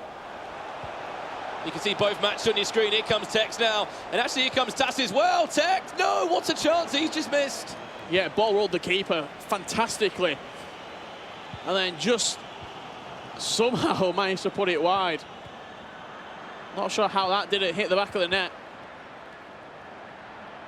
Bit of a lifeline there for Sanchez. Attack now for that man. He's intercepted there. We're just looking at the game on the left-hand side, but there's an attack in the phase game that we cannot miss or need to talk about. Tass building into it. Vieira into Modric, into that dangerous area around the edge of the box. Really well done, Ramos again. Yeah, just if you're watching Tass's gameplay, he uses the half drag back so well, just to almost just create himself a little bit more time on the ball. Pulls his opposition out of position slightly. You saw that with the 27 pass move that we saw yesterday. The amount of times that his opponent were just jumping into tackles. Well, that's a great strike from Herozia. Fires him into the lead, 1-0. Well, there we go. What a start that's been. 28 minutes on the clock. I was focused on that footballist game there as you were looking at the Dijon one, Richard, and break the goal down for me. Yeah, you see him. Lovely one-touch pass, I should say, onto the edge of the box. Neymar arriving onto it. First-time strike. Roof for the net. And as it stands, Dijon will be going through to the finals. They will be indeed, because the first game was a draw, 2-2, and whoever wins this one will go on through to the final, which means you're guaranteed at least $20,000. It'll be a battle, which I like in this final. In a lot of the, the Champs Cups finals, you guaranteed those points. You've both got the points, and there's been another goal in another game. Sanchez, we never caught the reaction from him, but he's just scored and equalised against Tex. Neymar, again, the scorer, popping up with all the important goals, it seems. Yeah, usually it's Mbappe. It's been over the last few weeks, scoring big goals in big games. Right now it seems to be Team of the Year Neymar, scoring the monumental goals. Lovely scoop turn. Tex moved his keeper a couple of inches to the left, expecting him to go across him and just low-driven into the near post. And in the other game, so close. There's the reaction there, Sanchez. We said expect a reaction from him. We got one from the Bulgarian FIFA player there. And back into this one as it's all square again. Footballists, remember, they won the PlayStation side 4-0. So if they win this one again, they'll be in the finals. I caught up with these two after that quarter-final. I said, what clicked for you? He said, you know what? I'm playing like a champion right now. There were Sanchez's words. The crazy thing is, as well, we've seen him at a few events this year. We saw him in London. Very quiet. Did not see any celebrations from him at all. But in this team format, he's really been brought out of his shell. When you've got that positive mental attitude to say, I am a champion, most of the time, we're in the semi-finals. Most of the time, you're going on to lift a bit of silverware at the end of it. And as it stands, King Esports are getting knocked out of the competition. Exactly that, because even a draw here, Richard, would send footballists through because they won that first leg. Has to be a win, nothing less from King Esports. Dijon still 1-0 up against FaZe. That's close to half-time. First game, remember again, 2-2 was the score there, so whoever wins that one will go through to the finals. Could you imagine a Dijon footballist final? I don't think anyone would have expected that. No one really predicted it. That's not us just, not taking any credit away from these guys. He had a chance to Tex deflection over the bar, but out of all the 16 teams, that's one hell of a story and one hell of a final. Oh, 100%. We're on the way for that right now. Both of the teams, King Esports and FaZe Clan, will be getting knocked out. I think it's just ticked over to half-time in the FaZe Dijon match. Herozia leading 1-0 at the break. Exactly that, half-time, as you said. Neymar the scorer there. Added time in this one. Added time of 3 minutes. There will be one more attack, and if Sanchez can score it, what a time to score in. Put your team 2-1 up. Or down the other end. Tex will get one chance, maybe. Mbappe into Neymar. Overlap, no one's there. I think that will be end of play for half-time. One more chance. Or not, he will fall to it. Ronaldo, this is R9. All the time, what a save onto the post from Van der Sar. Fingertip save. It's the smallest of margins at this level that can keep you in games. And Tex has been dominating at half-time. Of course, these are the goals that have been scored. We mentioned about the pressure on Tex. He went 1-0 up via Kylian Mbappe. They did concede shortly after. No reaction as well from Tex. Usually you see big reactions. He's a big let's go sort of player. And then at the near post, and if we have got the reaction, look at that. That is what this tournament is all about. Passion.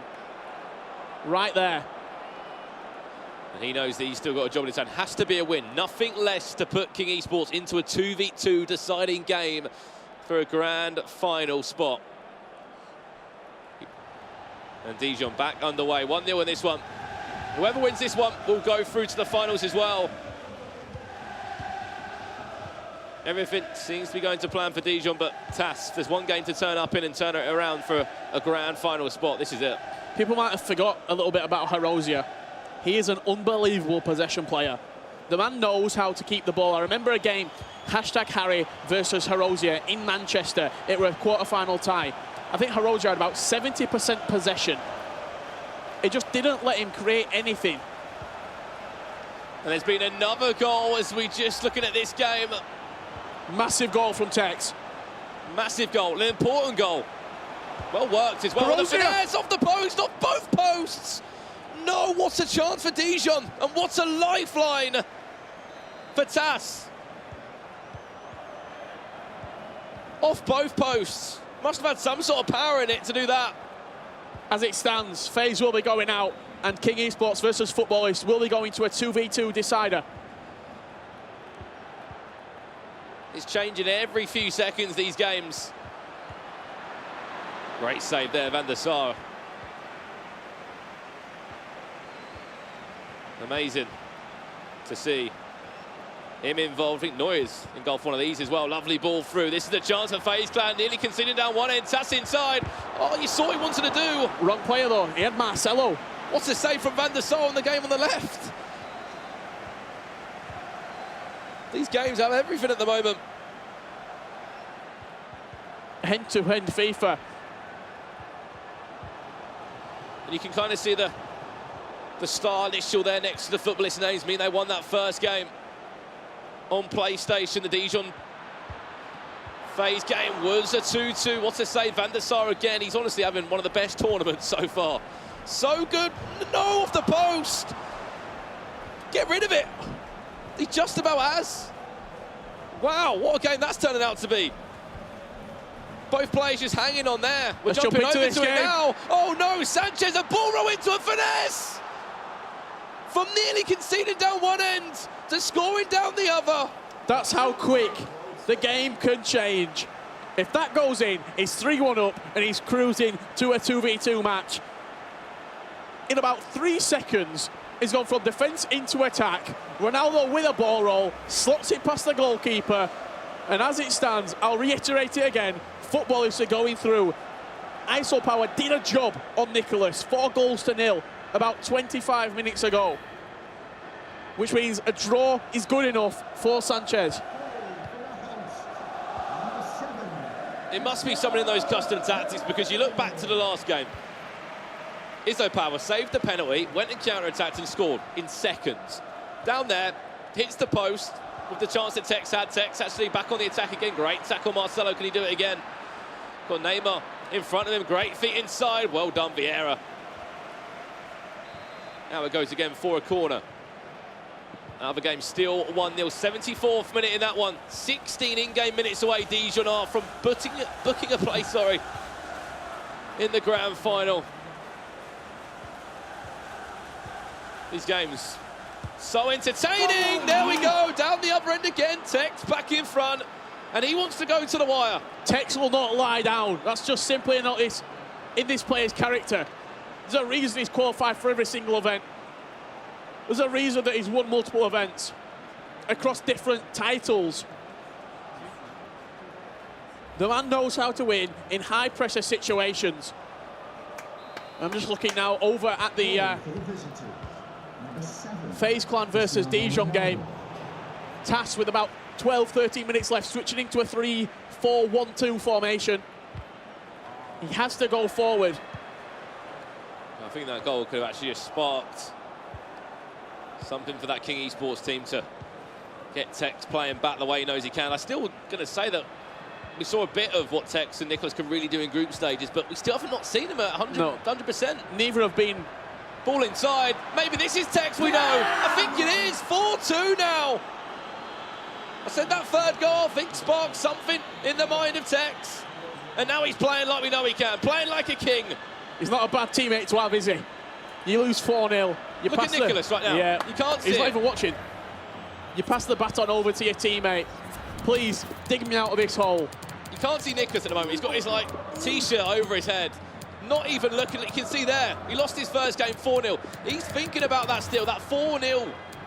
At the moment, turn around, support your teammate. He's about to pull you out of a hole and send you into a 2v2. Yeah, Nicholas is knowing, though, I've got to switch back on, okay?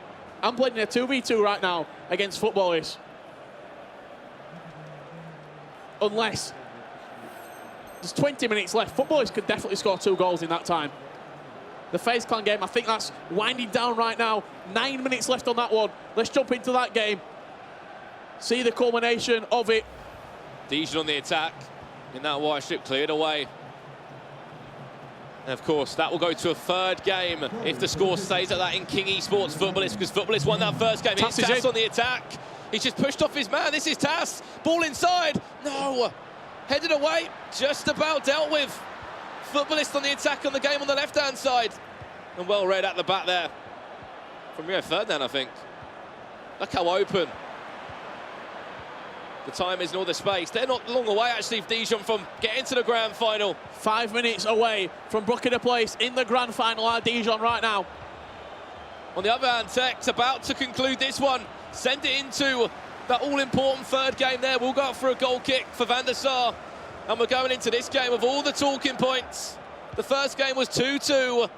And at the moment, Dijon, probably about 30 seconds, real-life time, away from guaranteeing themselves at least 850 Global Series ranking points and $20,000. You always get one more chance. And this is it right now from TAS. This is your time to turn up, TAS. This is the time. All those moments, put them behind you. This is a huge opportunity. What a save, David Heyer. Ball cleared long, 40 seconds left. He will get the ball back. It has to go forward. Keep it in this final third if you can have any chance. No, it's done. It's dusted. Dijon in the grand final. A football team still remains in this competition. Who would have called it? Coming out of groups. It's 2 Vitality players who are being loaned to Dijon. And what a performance they're having. They go through. That's the breaking news. Dijon in the final. Out the competition, and Dijon, the French football club, they go on through. We'll see this game out now. 8 minutes left, and we're going to a 2v2 if it stays like this. Mols was ranked 229th on the Global Series ranking points before this game started. Everything's changed now. It really has. Tex, if anything, to get another one. Keeper's off his line. Put it in. Yes, he does. That's 5-2.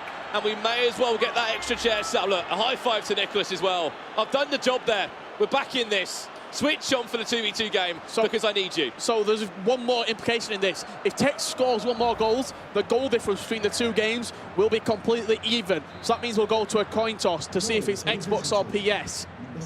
If it finishes 5-2, that's only going to be a +3 or a -1, I should say. They'll get the preference on that. This is great.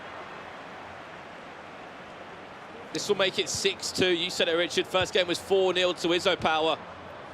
All about that preference on the console. Well, if he scores 2, they'll get to choose. Esports will get the preference, yeah. They'll get to choose the console in such a big game. Probably the favourites coming into this King Esports. They've been run tight on a couple of different occasions now. Extra time needed against Imperial. Mbappe, ball through now. Just keep it like this. For Sanchez and Footballists, you'll still get that preference on console because you've still got 1 goal ahead in the overall goals scored in the first 2 games. Added time of 3 minutes. What a game this has been, though, from Tex. Had to have a massive performance, and he's done that. And I should say, Sanchez knows this right now. I think ISO Power just said to him, keep the ball, don't concede again. We want the preference in that final game. And they will get that, unless I don't think there'll be one more attack. He might play it on. We're going to a coin flip if he scores it. Tex pushed off the ball there, and that will be the end of the game. And that's exactly what it means to Tex. That even though he won that, he still wanted the extra goal to go to a coin toss, because out of the 2v2s, I think football is doing slightly better. 2v2 right now. For all the marbles, who's going to be joining Dijon in the final? Will it be King Esports? Will it be Footballists? That is how Dijon got to the quarterfinals. Exactly, got to the final, I should say. One team in that final, Dijon. What a performance. They won, obviously, the second leg where they had to win. Whoever won that one would have put their place in that final, unless it was a draw. And that is one team in the final. And they're actually joined by Anna right now, so we're going to throw over to her. Thanks, guys. I am here with Dijon, who just took out FaZe Clan, which was a big surprise. You guys were underdogs coming into this tournament, and we are seeing a lot of that situation here at the Club World Cup. You are also the only football club left at the club. Is it important to you to get a win to keep the Club World Cup title to strictly football clubs? Yeah, I think it's important. We are really proud to represent a club in this competition, so yeah, I think it's important. And what about this win that we just had? It was 1-0 against Taz, who is very well known in the FIFA community. Does that win feel better than other wins? So yeah, I know Taz is one of the best players in the scene for a while now. So I know it will be a difficult match. I tried to do my best. I think the match was close, but I did a good match, so I'm happy with the win. And now we don't know who you're going to go up against in the championship game because they have to go to the 2v2 match. Do you have a team you're hoping to face? Not really. Both are really good, so not really. We will see. Either way, it's going to be an exciting championship match. Boys, thank you so much for being here. Thanks. Thank you very much, Anna. You heard it there from both the players. Doesn't matter who we get. They're both talented. They're both really good. Let's have a look at those highlights from that game. 2-2 was the score in the first game. You see that huge reaction there from Herozia. And that was the second game, of course, where Herozia scored that one goal that sent them through to the final, where they guaranteed those points. We mentioned it, Malzin, 229th in the rankings. Herozia, 57th. Such a big tournament, such a big leap for these guys in those rankings. Yeah, and guarantee themselves 850 Global Series ranking points right now. That's the same as winning an LQE for both players on Dijon. FaZe crash out of the competition. 2-2 draw, Lev and Malzin, and then a 1-0 loss for TAS.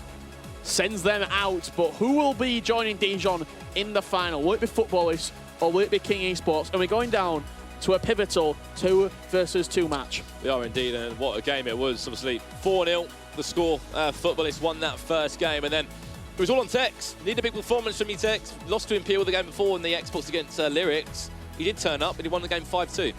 Yeah, he turned up in a big way, in fact. 5-2 victory for Tex. Let's throw it back over to Adam and Spencer for all the latest.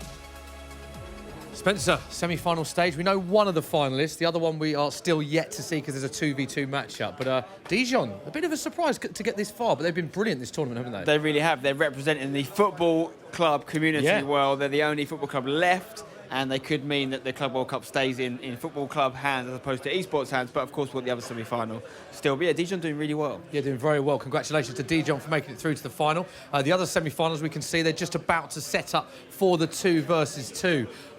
Tough one to call now, isn't it? Two very one-sided one-on-one games that we've just witnessed in this game. Interesting Tex, because he got beat 5-2 in the last round, but he's overturned that with a 5-2 win this round. I'm very interested to see which console is chosen here, because I think in the last game, King's opponents might have made the wrong choice. They chose to go PlayStation, because I think they felt take Tex off his favourite console. But Tex had been beaten 5-2 on the Xbox at that point, and Nicholas, I think, is maybe less good at changing console as Tex. Tex can go across on that PlayStation a little bit better, I think. So if I was going up against King and I had the choice, I would choose to go on Xbox. Well, it's funny you should say that, because we're just hearing now footballists have picked Xbox. So as you said, predicted it. Well, it might not work out. But that's They what I heard would- what you were saying, Spencer. Yeah. They heard your advice. I So would've tried just elaborate on that, because that's an interesting choice, isn't it, Xbox? Yeah, well, obviously the main difference between the two consoles is the controller. That's it. Nowadays, obviously, the same players are available on both consoles as well. It wasn't always like that in the past. So the reason that I think they're choosing that is because it's interesting, because Tex has just been very dominant on the Xbox for this round. I was actually alluding to the fact that I think they made the mistake in the last game, Right. Whereas Nicholas was beaten on his console. So maybe they should have gone PlayStation this time. So I don't know if you've done the right thing, guys. But anyway, It's a very tough decision. But we'll see. Yeah, ultimately, it's the controller preference and then the players, what they're more comfortable on. Yeah, so we know the controller preference. That match will be underway very shortly. Let's just have a look at the highlights of their last game, Spencer. Yeah, so you've got King Esports in the blue here. This is Tex working his way forward here with Mbappe. It just makes it look so easy on the edge of the box. You know, he's got Makes orange. it look so easy, doesn't he? It's so comfortable. Orange shirts all around him, but he always finds a gap. But footballists weren't going down without a fight. This was a nice little bit of gap finding there at the near post. Again, the keeper movement was quite key in this game.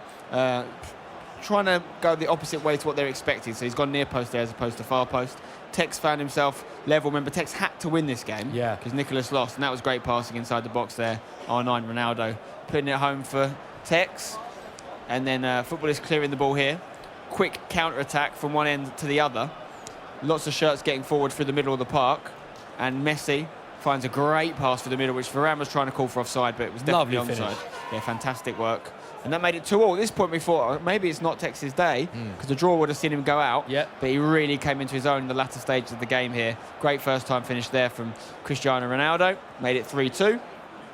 And Tex wasn't finished with that. Aggregate wasn't important. Unless he was to go and score 6, and that would have made it go to a coin toss. Yeah. It wouldn't really have mattered the scoreline as long as Tex won. But he kept scoring, got it to 4-2 there. And I think he had one more left in the tank here. Good through ball. Cristiano Ronaldo through on goal. Keeper's all over the shot. And that was, I think, just a bit of a punt, Hail Mary, if you like, from Footballist boys. Two things I want to pick up on that as well. Firstly, Tex was very sort of calm, is the word to say, in the first goals that he scored. As soon as he got the 2-goal lead, you saw the animation come out again. Yeah. He knew that was a tough game. He knew he was in a game, didn't he? Well, he was put under pressure by Nicholas as well. And you see what Nicholas was doing during that game. Yeah. Because Nicholas obviously knew he'd lost the game, was worried that he was going to cost it for his team. And he wasn't even watching. Wasn't watching, was he? He had his face inside his shirt. When Tex was scoring, he wasn't even reacting to it. He just wanted to get through the game, you could tell. Yeah. A lot of pressure. Wasn't even watching.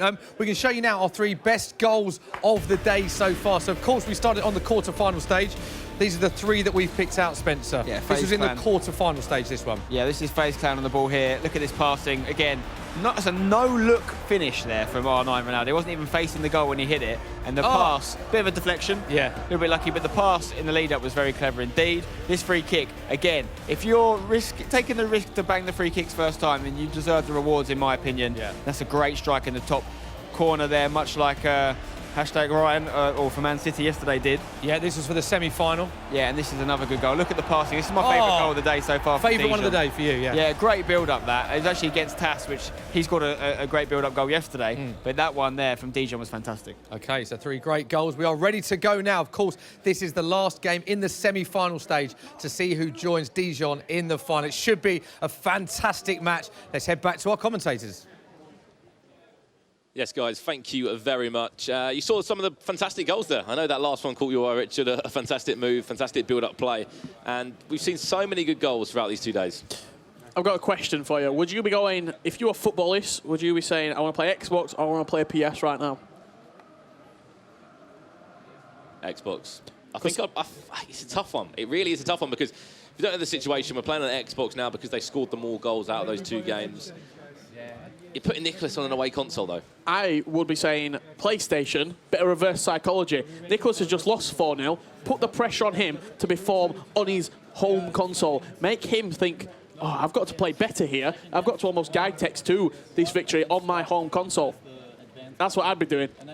I'd be stacking the deck against Nicholas because over the course of the tournament, just between Tex and Nicholas alone, Tex has been the better player. It has. You know, we look at some of the games just facts. That's just they've lost. Stats. Nicholas lost his first game on PlayStation, lost the one last game. 4-0, didn't even register a goal. He knows it as well. Yeah, he knows. It really did hurt him. You know, you saw that last game when Tex was playing. He just had his T-shirt over his face. Wasn't even watching the game there. But Tex did the job, won that 5-2. But as we said, Footballists won the first game 4-0, so they scored more goals out of those 2 games. So they choose their console, which is Xbox's, and that is what Sanchez is more confident on out of the 2. And here we go, we're about to jump into this one. This is for a grand final spot, let's remember that. 90 minutes of FIFA, one leg. Who's it going to be? Only time will tell. Izzo Power, I think he suits just playing on the Xbox. Tell you what it is, Nicholas is missing his hoodie. No hoodie, Nicholas. No hood up, he can't put his headset on as well. Yeah. As he's used to see. I think it was Boras that did a tweet saying, put your hood up, it's like plus 10 composure, or something on those lines. However, one man who's got his hood up, obviously Tex has, and he's ready to play 5-2. He won that last one, and if you get through to this, you'll be up against Dijon, who took down FaZe Clan in a great semi-final there. It was a really close one. The first game was drawn 2-2, and it was a 1-0 win from the French side. Let's see who will be joining then. Will it be King Esports? Will it be Footballists? Both of these two players, I imagine, rolling with a 4-2-3-1 formation in-game. I can see only real changes between the two sides. Maldini, Rio Ferdinand across the back, both using Varane at centre-half and Sergio Ramos over at right-back. Mbappe, Neymar, Messi and Ronaldo all starting, all 4 Team of the Year players. Well, here we go. Strap yourselves in. This is a huge matchup for last game in the semi-finals. And guess what? It's gone right down to the wire again. A 2v2 game to decide who will be facing up against Dijon in the FIFA eClub World Cup Grand Finals here in London. It'll be live on Sky Sports. And there'll be so much up for grabs. There'll be a new winner. But will it be an esports organisation or will it be a football club? You see the communication from the two sets of players. Mbappe all the way across. This is a fantastic start. Oh, an opportunity missed. Nicholas just saying, don't worry, we go again, we go again. 5 minutes into it, back post header. It all came from the goal kick as well. Tex actually, I think he instructed it. I'm going to go on the bottom of the pitch, it's going long. Pull your, because that's what you can do with 2v2. You can control one player in particular. I think he pulled Neymar all the way out wide, separated him from his fullback, and that's why that ball even went through. We've seen some fantastic attacking moves with the 2v2 because you can move players around more. You can get into positions where you can't really when you're playing 1v1. You can see the runs being made off the ball as well as a finesse. It was timed into the hands of Van der Sar though. 2 warning signs already for Footballists. King Esports really up for this one. Footballists get a goal though, they'll let you know about it. Kind of feel like a team that goes off that mental momentum. That hype around them that they love. Yeah, that's why they create the noise, because it gets themselves going. And also, it's an intimidation factor against their opponents.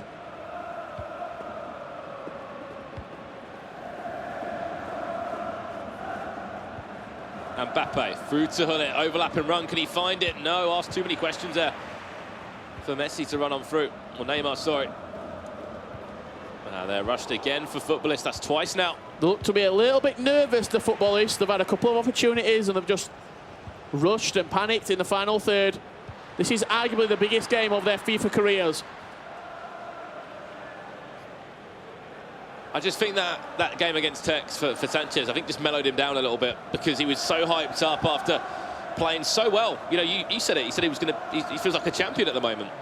Playing against Tex and not being putting you back in your place as such, but to say, right, calm yourself down a little bit.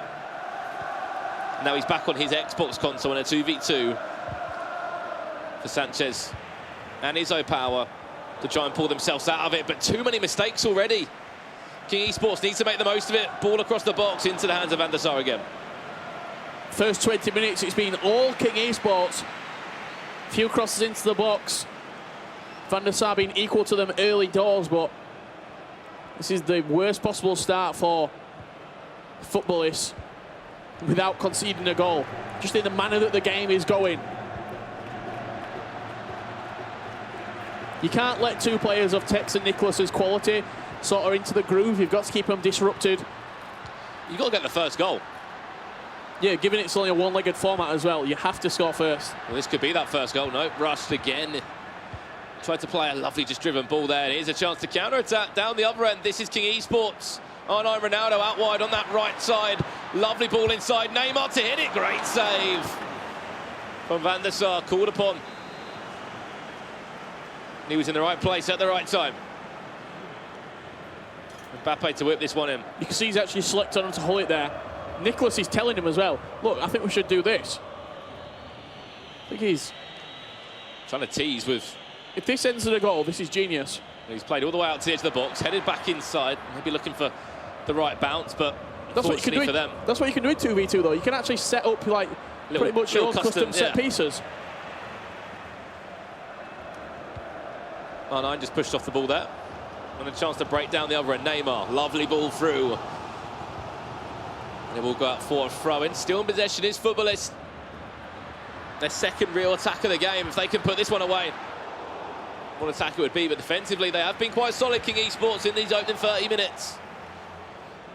Getting a lot of the ball going forward. Just need that final pass.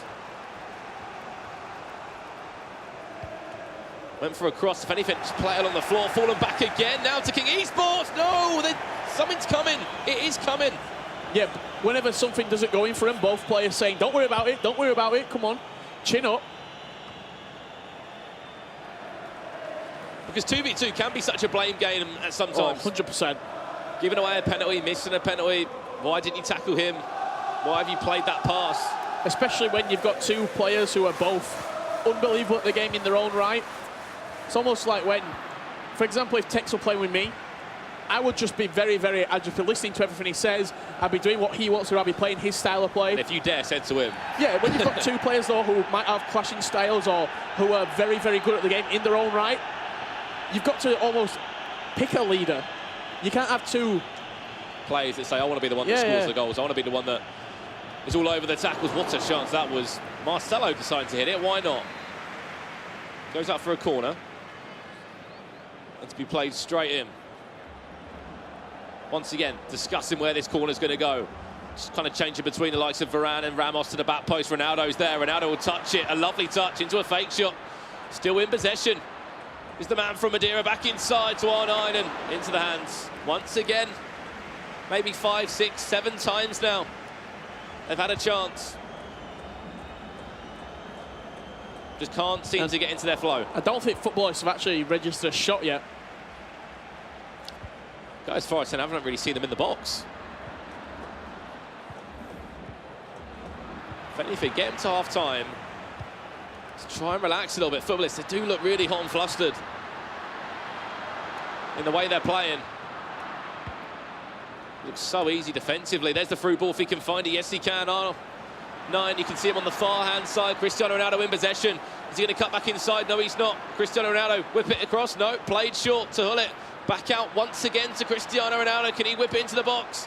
Back to Hullet one more time to the edge of the box for Vieira. What a save with the feet of the Dutchman. They are just constantly applying the pressure. King Esports, and somehow football is just soaking it up. And imagine if they score on the counter here.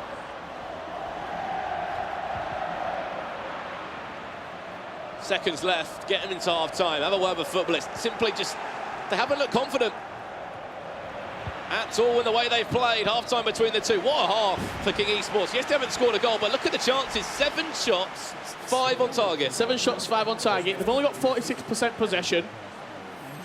Footballists, 0 shots on target. They are under the cosh right now. Footballists. But the most important stat from that half is the one at the top of your screen. It's still 0-0.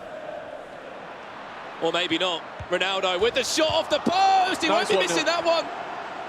And it's counted as well. They thought it was offside for a second. You can see all the sign on Tex's face there. He was a bit worried, but it has been coming. It really has. Make that 8 shots. And then they've got themselves a goal. Yeah, the pressure finally paying off for King Esports. He rattled the post there, and then I think that's Neymar in the right place at the right time, just to tap in from close range. Getting in front of his man, Sergio Ramos. Goal for the visitors. Finally, we have a breakthrough. And that goal falls to King Esports. Really have struggled to get going, Footballists. I'll say it again and again. Had a few words at half-time. What's not going well? No chance have been created. Haven't really got as far as their box yet. Can you play to Messi? Which way they're going to go? Kylian Mbappe now. A lovely drag back into some skills. Ooh. Read the keeper perfectly there. Not sure who it was who was controlling him, if it was Tex or Nicholas. He scored that though, what a goal it would have been. Moved him across, covered the left-hand side. Oh my, Van der Sar, what are you doing? He's off his line, this is an opportunity! Oh no, an opportunity squandered. Footballers there asking questions. Did you bring him out? Did you bring him out? Did I bring him out? And that's the 2v2. Someone's made the mistake there, or they may have both just tapped it. Could have also been the AI bringing him out, because he was going to win the ball. It was just a follow-up header, which is very poor. Penalty, surely, yeah. They dived into the tackle. Once again, it has to be a blame game. Who made the tackle? Who lunged in there? Lovely skill move, a lovely ball roll. I think it was. They can smile Tex and Nicholas, but they need to score this goal. Who's going to be taking it? That is the question. It's Nicholas. Or Tex? Who's taking this one? They're talking about it. I think it's Tex. No, is it Nicholas? Nicholas? Yeah, it's Nicholas. Nicholas steps up. Which way he's going to go? Goes down the middle and score. 2-0 to King Esports. They discussed it through. What do you think? Should I go left? Should I go right? Just take it. Just take the penalty. That's the sort of thing that you can get with 2v2 though. And now both players, completely different stories. Footballists have to attack this game. Switching into a 4-4-2. Second variation, it looks like. Just seeing on the screen that I can see right now, Ronaldo and probably Eusebio, is it coming on? R9 coming on as a substitute. R9 and CR7 up top. Ronaldinho coming on as well as a left mid. One shot on target for Footballists. 11 shots from King Esports. We are asking for a reaction. That's exactly what we've got from this team. This super team. It was called King Esports for a reason. Two kings in the FIFA scene at the moment. Both #1 on those rankings. PlayStation and Xbox. And to be honest, at occasions, their 1v1s have been off. The 2v2 has kind of sometimes pulled them together. Yeah, the question marks that we're asking were, can they perform in 2v2? 4-4-2 now for Footballists. Finesse into the hands of David De Gea. And if anything, the 1v1 is what's let them down, and the 2v2 is where they've gone through it. Which you wouldn't expect to say. Yeah, against... oh, what a goal kick that is. To the feet of R9. Imperial. They won the 2v2 in the end. And then in this, it's taken it down to the 2v2, but they've clutched up in the end. It's been a really strong performance. Yeah, into it. For keeper like this, they'll be in the grand final. Dijon, we'll say it again, they are in that grand final. The French football club. They're currently waiting for one of these two teams, and I'm sure they'll be watching from somewhere. They'll be waiting in the wings, preparing, analysing. Getting ready for a big final. If anything, game management now is everything. Has not been, you know, if you want to have one bad 2v2 game, I know you're playing against a fantastic duo. It hasn't been the great performance from Footballists, as they have to defend this one now. They've had nothing going forward, give away a corner there as well. One shot they've registered. I think it's just one game too far potentially for Footballists in this tournament. There've been a surprise package all event long. Have they just run into the God Squad? See your tweets coming through. Hashtag FIFA eClub World Cup. Lots of love for the guys at King Esports. Then on the other side of that, Footballists. Lots of fans for those guys out there. And of course, a lot of love for this competition format. I just think that they won the first game 4-0 Izzo Power in a massive game against Nicholas. They were all hyped up. They were feeling good. Tex comes in. Just settles the mood slightly. Settles the mood. 5-2 win. Didn't really look phased too much. And it was all about this game now. All about the pressure in this one. Do give away a free kick though. Tex, almost like the reliable, coming in. I think he's only dropped one game in the entire tournament, and that was against Lyrics. You see the changes here on your screen. from footballers. They have to go forward, depth and width, both being increased drastically. Fast build-up, press after possession loss. They've got, what, 18 minutes to get back into this game. 2 goals needed to force extra time. This has to go in. Which way is he going to play? Doubt we're going to see a direct shot. No, played short instead. Luka Modric. Marcelo, of all people, to hit it. Oh, no, on his right foot. You can see the goalkeeper movement from, I'm not sure who it is. Could be Nicholas controlling it. He moves him backwards in the goal. That means you can almost cover more yards. If you move forward, you'll notice the top players always move backwards to the goalkeeper and then go left or right. They don't just go left or right straight away. Footballist in possession. Oh, no, and this is the time to score. He moved backwards. It meant he could cover more area, more surface area across his line. Someone's on goalkeeper duty, and whoever's doing it is doing a fantastic job at it. That'll be something they've discussed before. Who's looking after the goalkeeper? Who's controlling him? Ronaldo, that's a lovely chip. I think the game just, unfortunately, had a small technical issue there, and you can understand the frustration for them. Yeah, he's in. He's in, and if anything, probably could have been a massive goal for them. So that just leads us to continue to talk about this then. What a chance that was. 70-ish minute. Could have went through. I don't know if there was anyone at the back post. Can we see that on replay? It was R9. Going to chip it through to maybe Neymar or Mbappe? I think he's dinking it through to Neymar at the back post. And you can see there, between the two players, just a slight mishap in the game. Let's see how the game was going up to that point. It was 1-1 on games. Both players have won a match. And it was all King Esports. 46 minutes it took for the real first chance. They kind of rattled them in that first half. Heard the reaction there, posting in. And just a small tap in for Neymar. He's not going to be missing that one. And then a drag back for the second one. Cristiano Ronaldo won the penalty. Really teased out a tackle, a lunge, if anything. Up step Tex. And a goal was scored there to make that 2-0 up in that game. It was a golden opportunity, and he did take it. Obviously, we know who already. Dijon are in that final, Richard. The French team, there's still a football club in this competition. Still a football club in this competition, but who will the esports organisation be facing them in the final? Will it be Footballist or will it be King Esports? And of course, we're going to throw it over to the guys. One last very time in this small break. And to break what they have just seen down. Dijon in the final of the FIFA eClub World Cup. So, Spencer, 2-0 currently. Not loads left in that game. What have you made of this game so far? Professional performance from the boys from King Esports. I think I'm right in saying I don't think they've lost the 2v2 over this weekend yet. They've lost a few games here and there on the single 1v1, but yeah, they're very, very good together. They've got that communication down, despite the language barrier. They've got the almost telepathic understanding of movement down, which is, I think, what we haven't seen from the Footballist guys. A couple of times they've gone through on goal, had really good opportunities for through balls to pass to their teammate, and I think they've been a little bit, I don't want to use the word greedy, it's more that they're not seeing the option because they're trying to shoot themselves. Yeah, the communication is constant, isn't it, from Tex and Nicholas, always talking to each other, always communicating, which is massively important in a 2v2.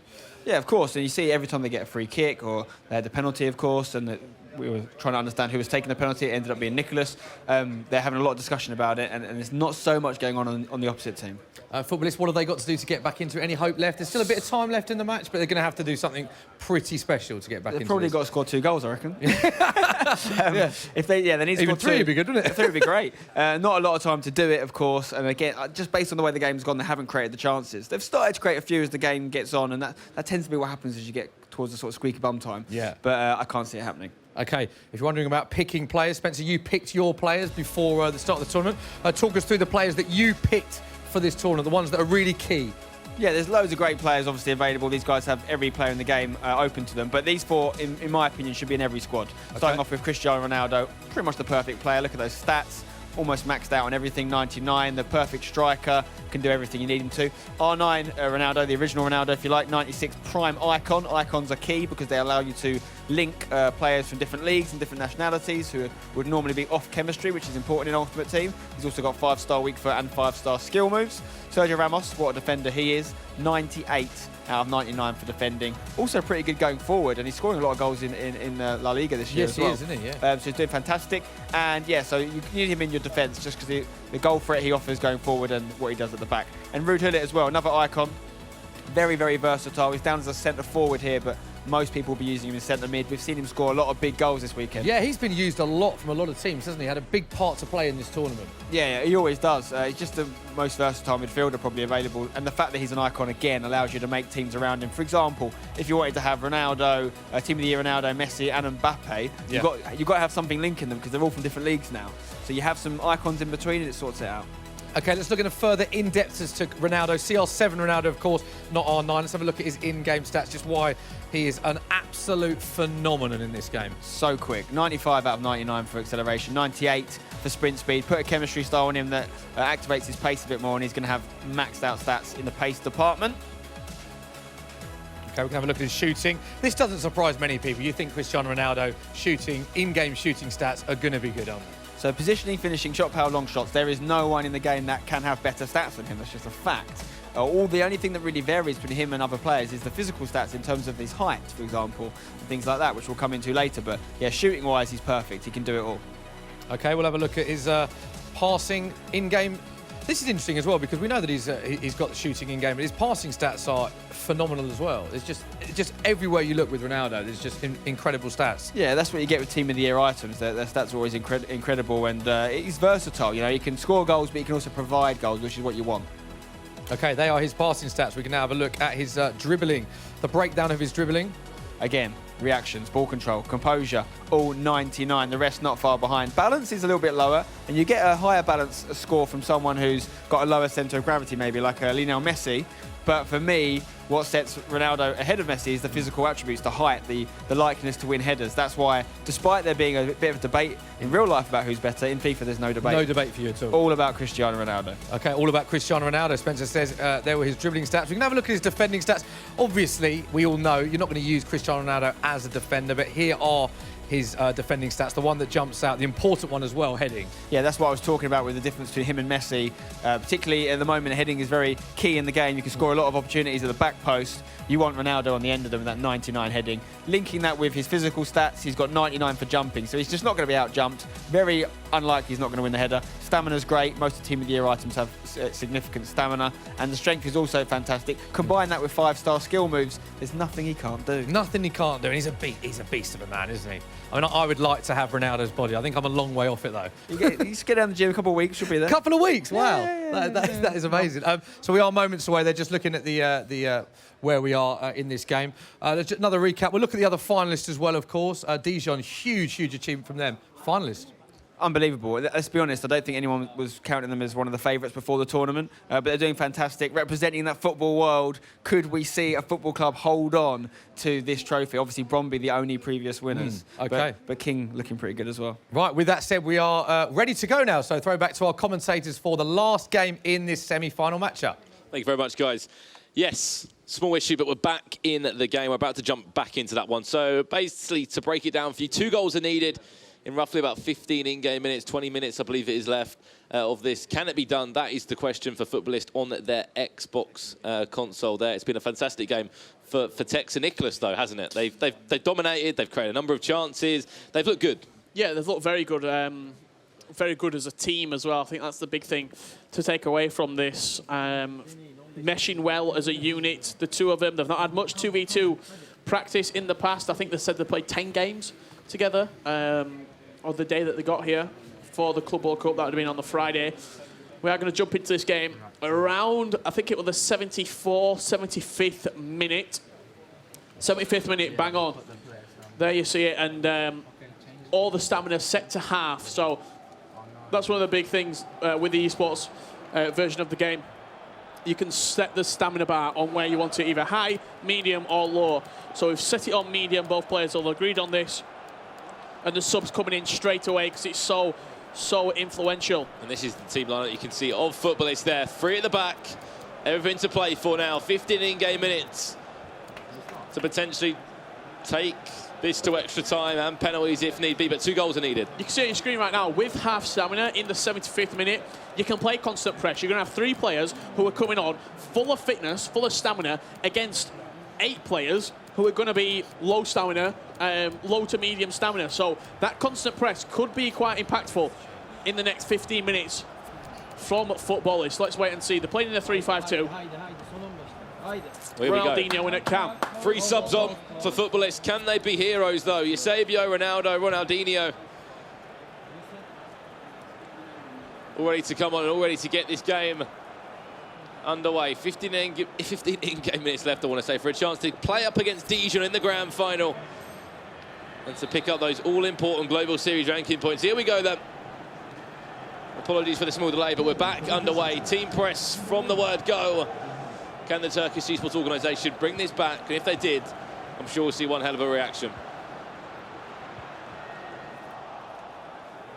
Non-stop pressure from the word go. Soaked up so well, though, by the duo of Nicholas and Tex. Was he playing that blue strip from right to left, looking to go 3-0 up? And if they do, you'd have to say it's game over. Job done. Expect a bit of game management as well to see this game out. 2 goals in front, played into Eusebio now. Fake to cross it back to Cristiano Ronaldo, and intercepted.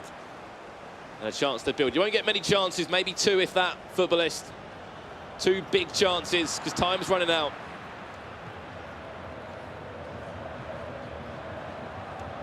Mbappe. Through to Hulle. Just looking to keep hold of the ball right now, just kill that time. Just see the slow build-up play. Place in the back post if you can. Mbappe, more space than he thought he could. Inside all the time in the world. No! Take a touch of Eusebio. I find it fascinating that we've seen 2 players right now teaming who, roughly a year ago today, were rivals in the final match of Barcelona. How 12, 13 months can change things. It's like the story of Dragon and Mohamed Al Basha, yeah. Up against each other in a grand final in New York, then teammates this weekend. And look at what a year can do as well, both of these players. Oh, sure, it's going to be a goal. Playing to Messi. Into Hulle, into Ronaldo. Again, another chance rushed. They can't rush him. Really made their marks in Barcelona, I think it's safe to say, last year. Nicholas had been a grand finalist before, but Tex, that was the real start of his FIFA career. And now, a year on, both players sitting pretty top of their respective leaderboards and about to fire themselves into the final. And about to guarantee themselves at least 850 Global Series ranking points each. I think that's game all concluded, all done and dusted. Added time of 2 minutes. And it'll be Dijon against King Esports in your final here in London. One more chance, play it across. No, back to Van der Sar.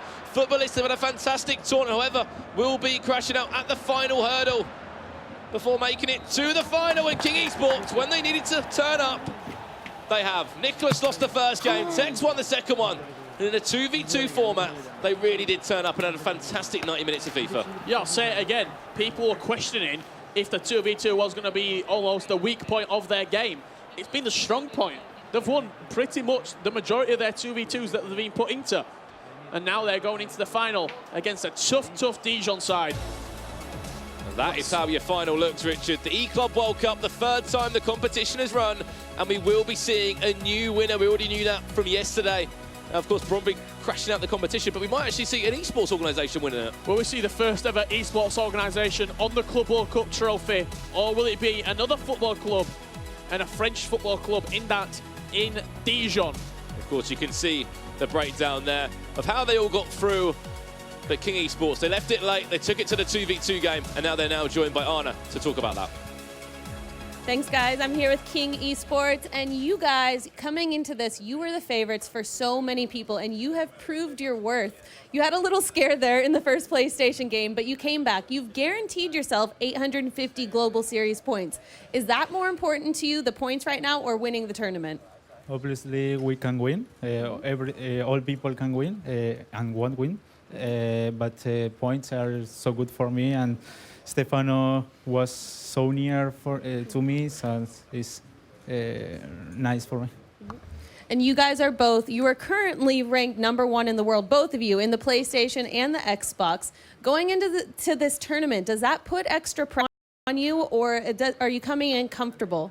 We both want to stay one spot, so we always want to win and stay top of the leaderboard. But it adds extra pressure from other people. But for us, it's just another tournament, and we're happy to get to the final.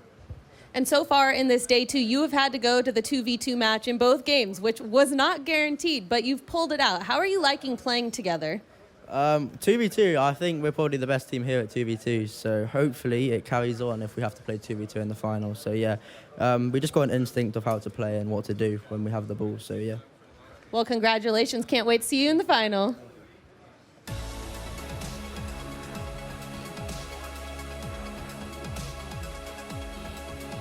So Spencer, we now know the final, Dijon against King Esports. Just a reminder of the semi-final results. Dijon drawing their first match with FaZe Clan and then winning 1-0. And of course, what we've just seen, it went to a 2v2, King Esports against Footballers, 2-0 in the 2 versus 2 matchup. So 2 very good semi-final matches we witnessed.